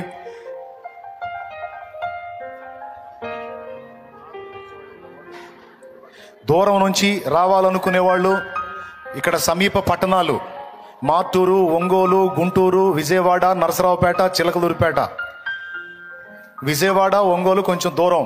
విజయవాడ 80, ఒంగోలు 60, చీరాల 40, నరసరావుపేట 20, గుంటూరు 30. ఇన్ని కిలోమీటర్ల పరిధిలో ఉంది. చిలకలూరుపేట టౌన్లో రూమ్స్ బుక్ చేసుకోవచ్చు. మీరు కొంతమంది ఫోన్ చేసి అడుగుతున్నారు, మాకేదన్నా రూమ్ సౌకర్యం ఉంటుందని, ఇంతమందికి రూములు నేను ఏర్పాటు చేయాలంటే నాకు చాలా టైం పట్టింది. కాబట్టి అర్థం చేసుకొని మీరు ఈ చుట్టుపక్కల పట్టణాలు ఉన్నాయి, నరసరావుపేట పెద్ద పట్టణమే, గుంటూరు, విజయవాడ, ఒంగోలు, చీరాల, ఈ చుట్టుపక్కల పట్టణాలు ఉన్నాయి. ఆ పట్టణాల్లో మీరు రూమ్ బుక్ చేసుకోవచ్చు. మీకు ఒకవేళ కారు సౌకర్యం ఉంటే చక్కగా వచ్చి అక్కడ బస చేసి కూటాలప్పుడు హాజరై వెళ్ళొచ్చు. ఇదే ప్రకటన గుర్తించండి. ఆ కూటాలకు రాగోనటువంటి వాళ్ళు ఈ టైమ్స్ని ఈ విధంగా ఈ సౌకర్యాన్ని కూడా వినియోగించుకోవచ్చు. టౌన్లో కూడా కొన్ని హోటల్స్ ఉంటాయి, రూమ్స్ ఇప్పుడే బుక్ చేసుకుంటే మంచిది, అప్పటికి మీకు సౌకర్యంగా ఉంటుంది. Praise the Lord. ఇంకేమున్నాయి దాదా పని చెప్పాంగా. మీరు చేయాలి, ఇటు వెళ్ళాలి కదా, అటు పోయిన వాళ్ళని శిక్ష చేయాలి ఈరోజు ఎట్లన్నా. కానీ ఇటు ఆడ పోనిస్తారు, ఇంతమంది అడ్డు ఉన్నారు. కాసేపు ఆగి ఎడ్డో గట్ట వెళ్తాలే నేను.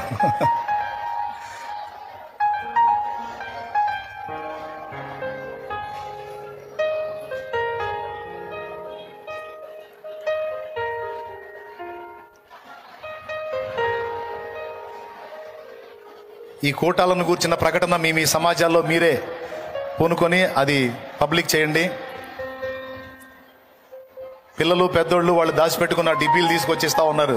దేవునికి స్తోత్రం కలుగును గాక. అంటే వాళ్ళకి తెలుసు, అమలాపురం నుంచి. దేవునికి మహిమ. మీ అందరి సమస్యల కోసం ఒక్క ముక్క ప్రార్థన చేసి ఇంకా బయలుదేరుతాను. నేను దూరం వెళ్ళాలి, పొద్దుపోయింది, మళ్ళీ వెళ్ళేసరికి అర్థం చేసుకొని దయచేసి ఈ కోటాల వరకు నన్ను అట్లా కొంచెం ఫ్రీగా వదిలేసేయండి. ప్రార్థన చేస్తా, స్వస్థత కలిగినట్లు ప్రార్థన చేస్తా. రోగులైన వారు ఎవరైనా ఉంటే మీ మీద చేతులు ఉంచుకోండి. మీ బలహీనత పోవున్నట్లు నేను ప్రార్థన చేస్తా, విశ్వాసం ఉంచండి. ఆ ప్రక్కన్న వాళ్ళు కూడా చెప్పండి, అన్న ఎదురు ప్రార్థన చేస్తున్నాడు, ఇటు రమ్మని చెప్పండి.